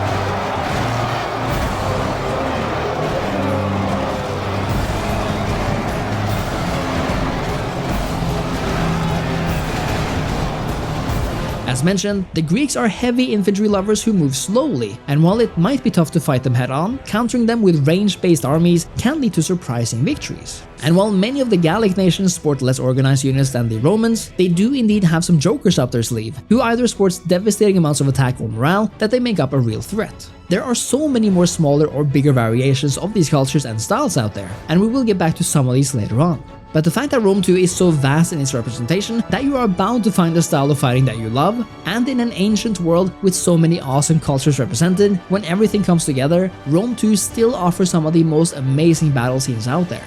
Another place Rome 2 innovated, and did so greatly might I add, were in its amphibious battles. And it truly is a tragedy to realize that these were taken from us almost as soon as they got here, because they do look uniquely awesome. Rome 2 opened the opportunity for players to attack or defend with both their armies and navies at once. And it wasn't as if the navy was just made out of ships. No, the ships were actually filled with soldiers who could disembark. In other words, you could take a navy to distant shores and totally do a D-Day, or you could advance with a land force already present and have your catapult ships firing upon the enemy from the sea. It made for some unique settings and awesome sights, and even though they could be buggy, I'm so glad we got them, and that Creative Assembly dared to try something new. Of course, we have naval battles here too. You know, I miss the days when CA actually stood by their naval system and just implemented them in every new game, which after Empire and Napoleon, which is basically the same game, happened in both Shogun 2, Fall of the Samurai, and Rome 2, Attila, and even Thrones of Britannia. Thing is though, I never found the ancient, more close-quarter naval battles as fun as the Age of Sail ones, so on average I kind of rarely play them. The solution is of course for CA to fix this, not to remove the feature altogether, because I'd still rather have the option than not, especially as it relates to the combined amphibious assaults. Of course, no battle is the same without music, and nowhere else does this ring more true than for a Total War game. I think seen in isolation, there's nothing inherently wrong with Rome 2's battle music. In fact, when listened to outside the game, you kind of begin to notice the subtleties of these tracks, and it's almost as though I like them more when listened to on their own.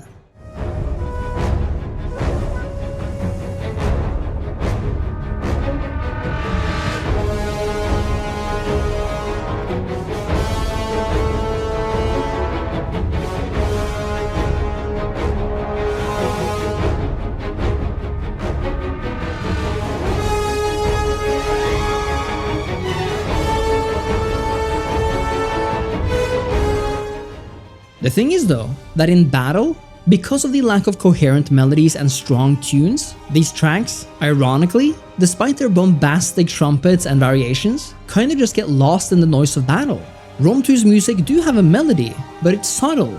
It's very much fleeting and frantic, jumping between instruments and never staying in one place. And because of this, it's just not memorable, nor really ever managing to create scenes where the music actually elevates the spectacle happening on the ground. Personally, I find this to be one of the gravest sins of Rome 2, because its predecessor Rome actually offered what might be the best battle tracks in the entire series, and arguably in all of video games. I mean, just listen to these excerpts.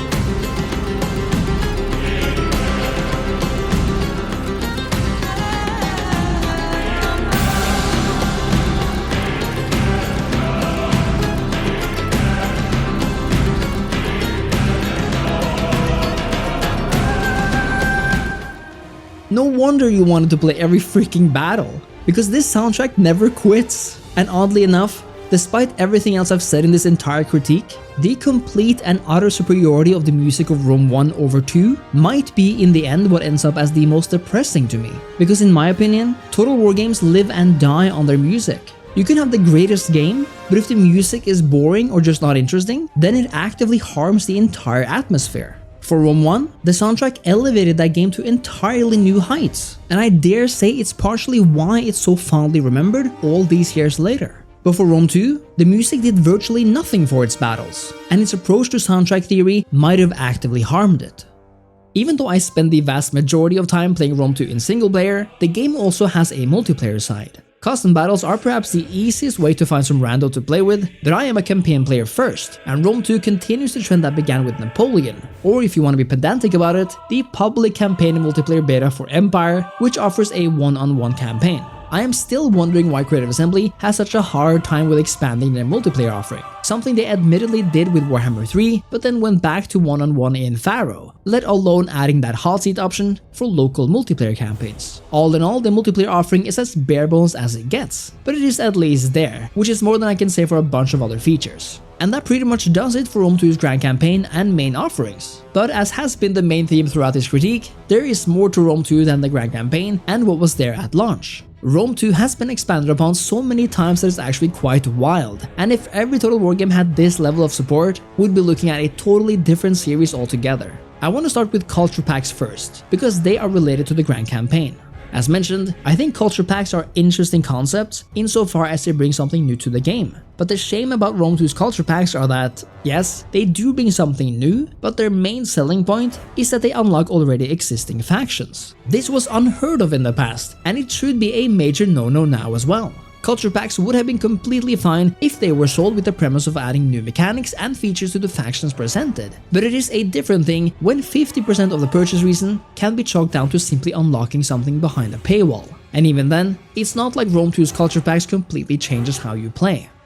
The most egregious of the culture packs is the first one, the Greek States pack. This unlocks Athens, Sparta, and Epirus, 3 factions that are so base game material that it hurts. They do come with some unique buildings and units and the like, but it's not like this justifies it. Further, playing these factions as opposed to the Romans or the Seleucids really highlights the extreme disappointment that constitutes Greece. There are so few cities in Greece, yet quite a few factions, that most of them only own either 1 or 2. Sadly, it feels like Rome's province system sabotages a region like Greece, since it doesn't really allow for both smaller and larger cities to coexist, even though this map is vast enough for it. I just feel like playing like either of these factions is awkward, since even though in its heyday Athens was a true colonial hegemon, Rome 2's province system and the lack of cities sadly doesn't allow for this kind of granularity and variety in what form of empire you wish to create. This also goes for the next culture pack. The Pirates and Raiders culture pack aims to bring you a new experience based on the Balkan cultures, opting for a focus on raiding through bonuses and buffs to these features. But you still play Rome 2 the same way essentially. It's not like these so-called pirate factions can create pirate outposts on faraway shores, infiltrate the cities of foreign empires, and create pirate bases there, and make their economy reliant on your connections and mafia mentality. You still have to command armies on the battlefield and play the 4X game as though you were a conquering empire. There is nothing game-changing about this DLC, when it would have been awesome if there were. I will say it's kinda cool that your recruitment buildings also lend you income, and conversely that farm chain buildings can let you recruit cavalry if you specialize in that field.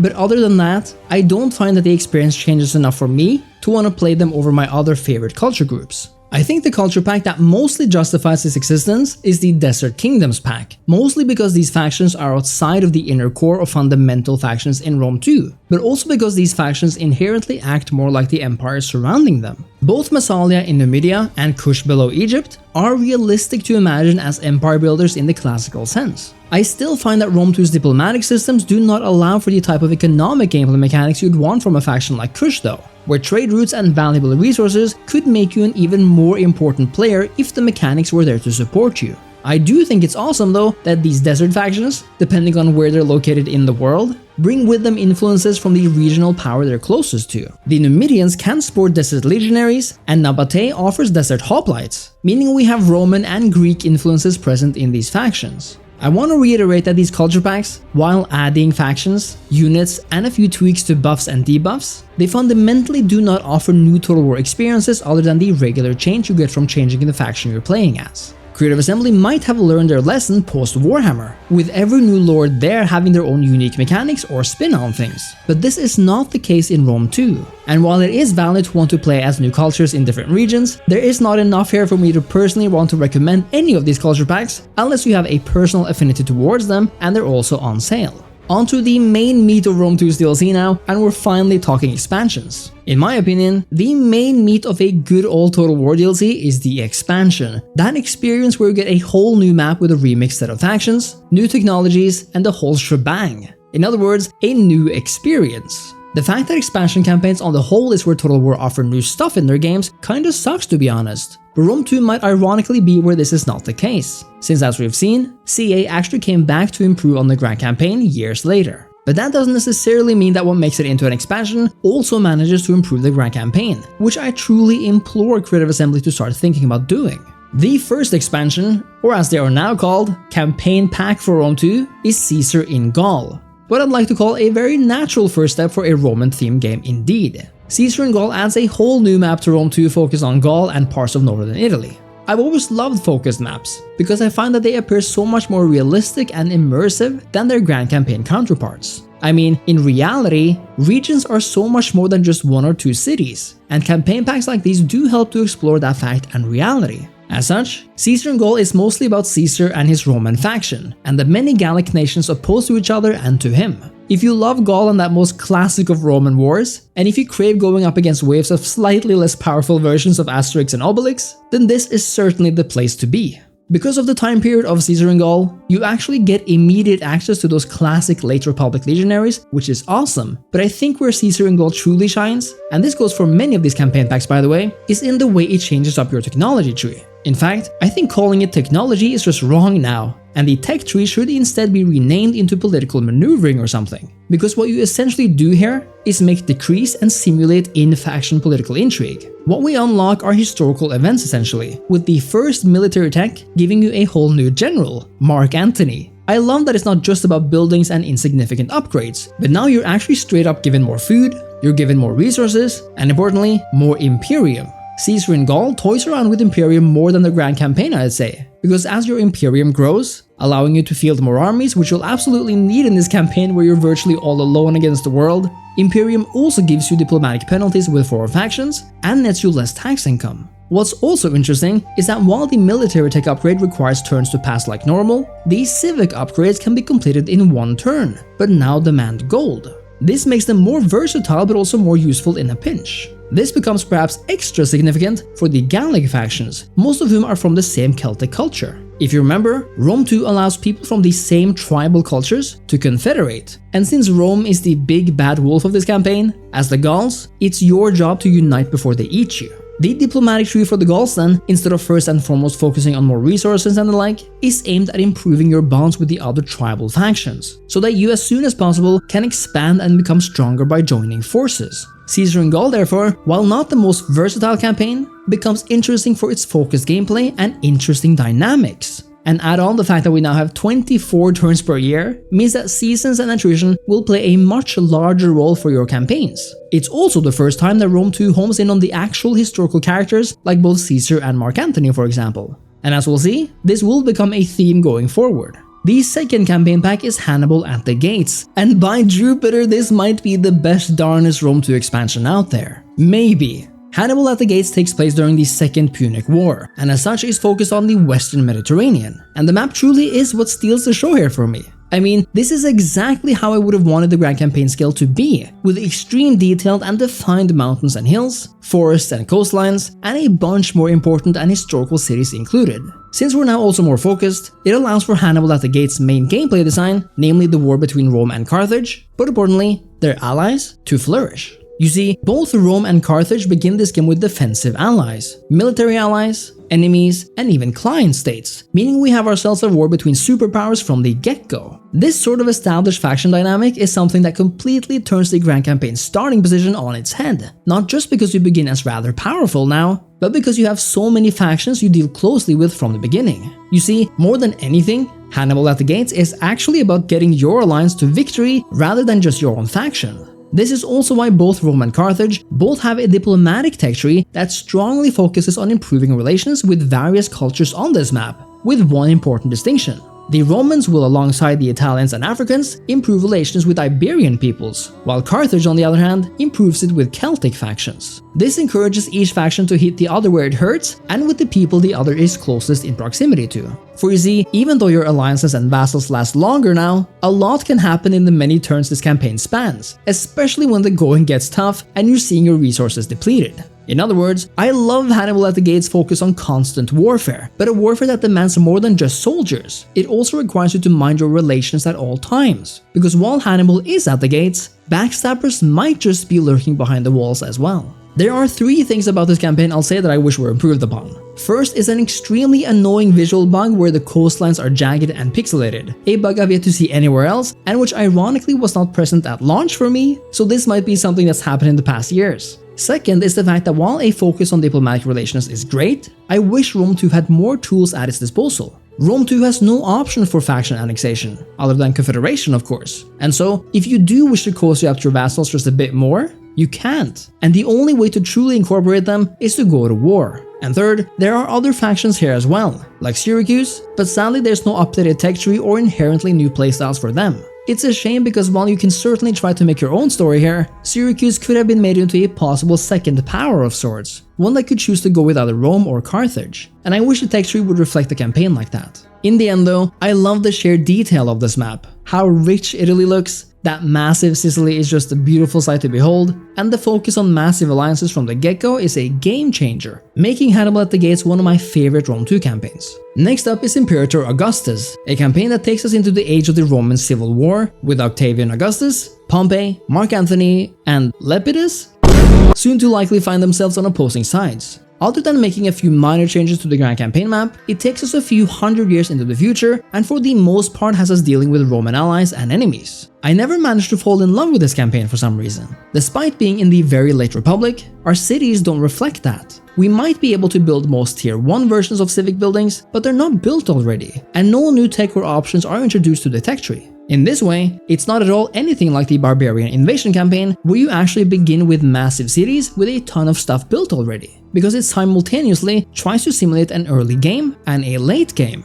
and for me it just doesn't work that well. What is cool though, is that we're here able to play as Egypt with Cleopatra as its queen, in a bid to overthrow the Roman yoke, even though you'll definitely have to maneuver well to be able to pull that off, especially seeing as you begin as Mark Antony's vassal. Our next campaign is Wrath of Sparta, and this is somewhat of a divisive one. Wrath of Sparta takes us back to the Peloponnesian War, offering a ginormous map of Greece and the Aegean in the year 432 BC. When I said earlier that I feel like the Grand Campaign version of Greece fails to do this place justice, this is exactly what I would have loved to see. 80 provinces in Greece? Sign me up is all I'm saying. And from the gorgeously detailed landscapes to the many city-states and kingdoms scattered across these lands, Wrath of Sparta is beautiful. What I like about this campaign is that it functions much like Hannibal at the Gates, only now it's Sparta versus Athens instead of Rome and Carthage, although there is more to this campaign than meets the eye. You see, while each alliance wants to destroy the other, you must take care not to be too aggressive. Capturing foreign capitals like Athens will net you massive diplomatic penalties in this campaign, meaning you better be ready to face the consequences. And while your fellow Greeks make up the immediate threat, the Persian Empire is always on the horizon, serving as an endgame threat when one of the Greek states are close to uniting the country.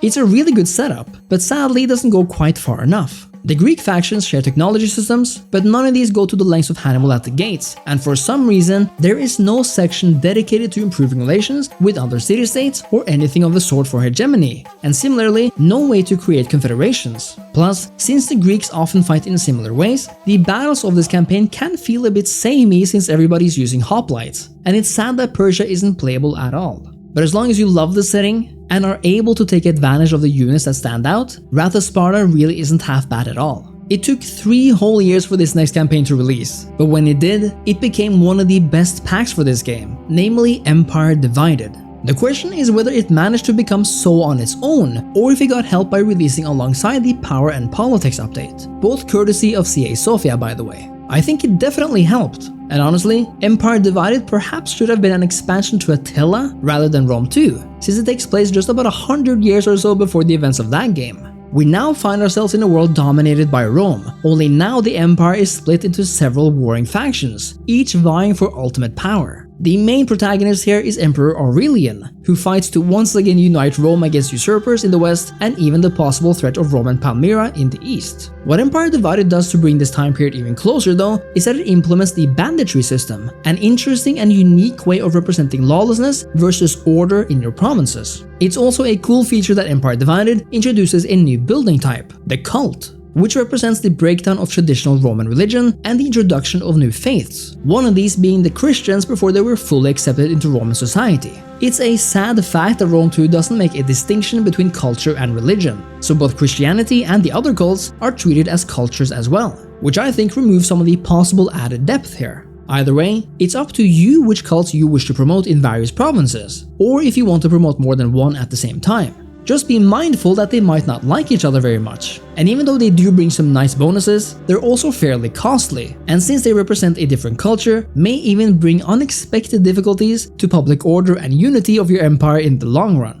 The crisis of the 3rd century is an interesting time period indeed, and on the battlefield, it's evident that we are finding ourselves in Rome's transition period from that classical empire to the late empire and the evolving armor and outfitting of legionaries and Roman cavalry. All in all, despite a few shortcomings, Empire Divided offers a grand-scale campaign on essentially the same map as Imperator Augustus, and even though I would have liked a new and expanded map, I find it charming and a very interesting choice of a hitherto unexplored setting. But, despite an affinity for certain settings, we might just have saved the best for last. Rise of the Republic, the very last campaign pack, which released as late as 2018 if you can believe it, sees us travel all the way back to the 4th century BC, when Rome was still a wee lad. I take back what I said about wanting Hannibal at the Gates map scale for the Grand Campaign by the way. This is the scale I want. This truly massive and uber-focused map of Italy, which is simply stunning, and lends so much more depth and detail to every faction and region involved. And there are quite a few playable factions here actually, ranging from the Romans, who finally have a port in the so often forgotten city of Ostia, to the various Etruscan tribes, the Samnites, and even Greeks over in Syracuse and the south of Italy. Their technology trees vary slightly, and I particularly like that the Etruscan tech tree considers the Romans to be their silly little brothers, but at least a brother who can be traded with. But what truly makes Rise of the Republic so much better than anything else out there is because it's actually using a quasi-Warhammer/Troy game system of unique faction mechanics. The government type window has been exchanged for actual gameplay mechanics, which is such a great change that I cannot actually believe CA Sofia managed to implement it in Rome 2 of all places. As Rome, you're able to now choose between two abilities called elections. You can now elect consuls, requiring that you have at least 2 experienced generals, and you can elect a dictator, having it lasting a few turns, but netting you some great buffs for that duration. You can even choose which generals you'd like to appoint, making the game feel so much more personalized and historical. The Etruscans will hold a summit, ending in a buff to either a military or civic aspect of the game. The people of Syracuse can sponsor colonial voyages, bringing back faction-wide bonus resources, while the Greeks of Taras are more philosophical in nature, allowing them to speed up their tech research. The Samnites are able to instantly spawn a 20-unit army, and the Gauls of Senones will receive perks to generals when fighting specific cultures. This is quite literally what Rome 2 needed from the start, and what every classic historical Total War game have lacked. And you see how this functions as something of a prototype system for Troy, which CA Sofia went on to make just 2 years after. What's awesome though, and kind of hiding out in the shadows across the sea, is Carthage, who at this point is the undisputed superpower of the Western Mediterranean. But just like in Wrath of Sparta, they're kind of hanging out where they are, on Sardinia and parts of Sicily, until something major happens, and a worthy opponent is crowned in Italy. It's a great way to create an endgame crisis, even though Rise of the Republic overall offers a tougher campaign than most. I love the idea of an Italy that isn't just Rome and like 2 other factions, but to see it at this early stage, a stage when Roman supremacy was far from decided and had yet to even hang in the balance. It's just awesome, and it's reflected even on the battlefield, where these early unit types are well modeled and has a distinctly different look than the much later period. With all of these factions considered, it truly is a fantastic campaign, and I'm happy it became the final addition to the Rome 2 saga.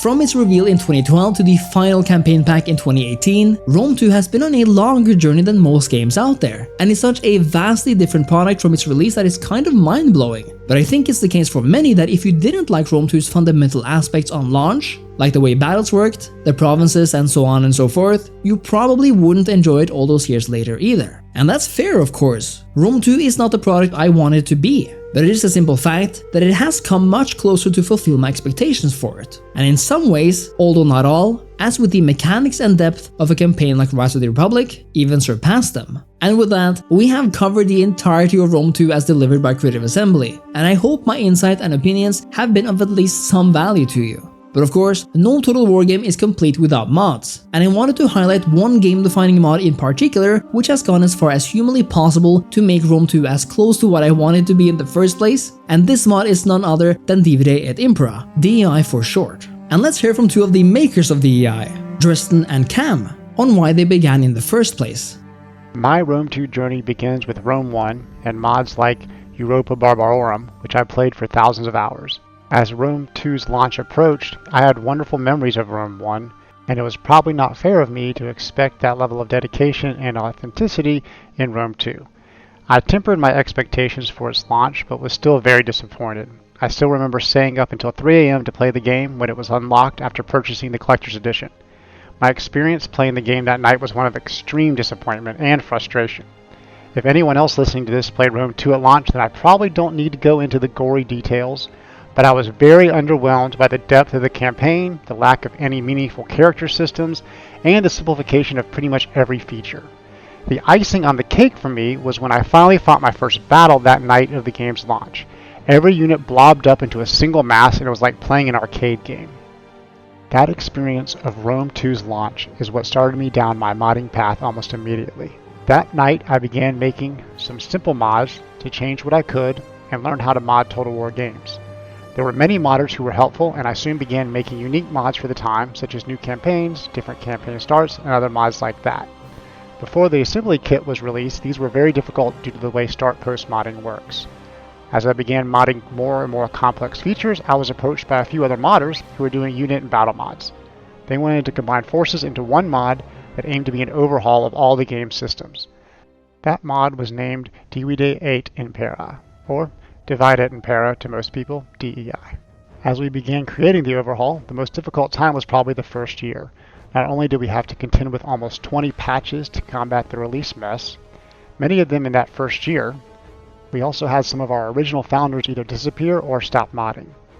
It is very difficult to make an overhaul mod up to our standards, while also competing with regular updates that break the mod which we have to fix with no guidance or pre-patch access from the company.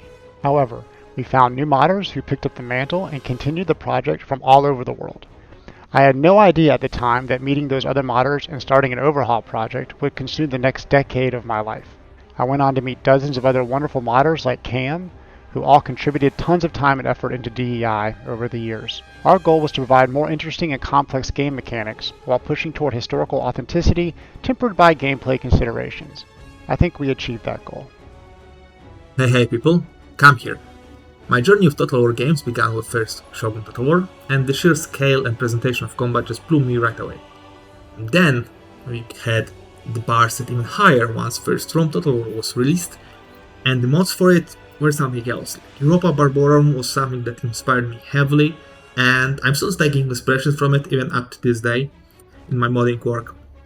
But when it comes to Rome 2, I won't lie, I was very hyped before the game was released. I've been hunting for every single information, every screen, video, like just to get as much of information as possibly can.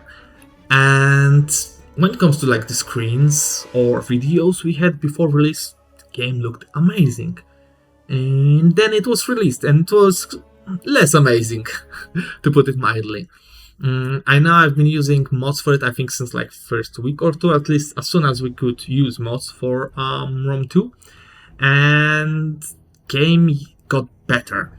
It definitely got better, and I won't lie, it's one of my favorite Total War games. It's not perfect Total War game. I would say mechanically there are better Total War games, but still the period is just something I like, and especially due to how much time I spent modding it, it's just, something I'm still playing pretty much every week.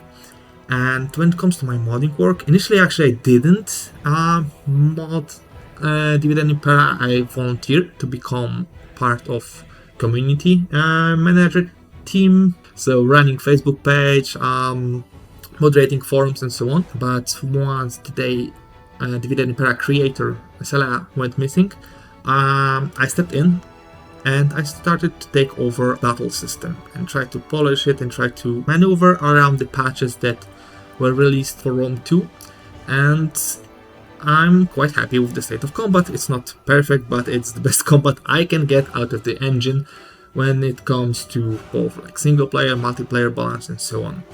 When I think about Dividend Impera, it's been for me like 9 years of my life. I know for like Dresden and some other people on the team it's like 10 years, for me it's 9 years, and it's been hell of an adventure and something that's it's still going on, which is amazing. And it allowed me to meet so many great people, and I'm just happy that despite whatever Rome 2 was unreleased, how important this game is for me personally and in what way it shaped my life. It's just something, despite all the bugs, I'll never be angry about. I'm gonna make this brief, but if you want to know more about DEI, then feel free to check out my longer review of that mod on my channel. DEI is essentially a total overhaul mod for Rome 2, meaning it touches every possible aspect of the game. From an unbelievable amount of new and remodeled units, new fighting systems, longer battles due to reworked morale systems, new unit cards, actual wonders, and so much more. But perhaps the two largest additions to Rome 2 have to be number 1, the addition of an actual population system. We now have actual people populating every city, even to the point of dividing them into classes, and the buildings you construct have an impact on their growth. You actually need people from the right classes to be able to recruit the right units, and every unit also comes from a particular cast of people. This is arguably the best population system in any game I've ever played, and is so intricate you might just need a few hours to get comfortable with it. It makes every campaign come alive in a way the regular Rome 2 experience can't even hope to do, and after playing DEI, vanilla Rome 2 just ain't gonna fly. The second major aspect of this mod is that the modders expand what Rome 2 offers on a grand scale, creating entirely new campaigns or redefining old ones. The Wrath of Sparta campaign has been switched out with the Macedonian Wars campaign, an era when the Romans invaded Greece. And then we have the Mithridates campaign, inviting you to play as Sulla or Mithridates among others in this most turbulent time. DEI is so all-encompassing that you just have to play it for yourself to find out how amazing it truly is. And if we're talking how good a mod is compared to the base game, I might just say that DEI is the best Total War mod of all time, because I literally won't go back to the original Grand Campaign now. and you can't make me. It's beyond this poor sinner that it's been 10 years since the launch of Rome 2. My life was completely different in 2013, and I had truly never expected to sit here all these years later and be able to share my opinions with thousands of people on YouTube on this series-defining game. It's humbling, but also quite frightening at the same time, not just how time can pass by so quickly, but that hopes and dreams for future games can be so utterly crushed. Not only was Rome 2 a letdown of ethical proportions, and I'm not kidding when I say this, but its worst features ended up becoming staple aspects of Total War games, only for Warhammer to come along and sidestep my beloved historical strategy games. Rome 2 eventually got improved, and Warhammer will one day end, but I can't get away from the feeling that these past 10 years will be looked back on, at least for the original fans of the series who wanted something different, as the lost decade. A decade where the historically authentic was superseded by streamlining and short-sighted thinking.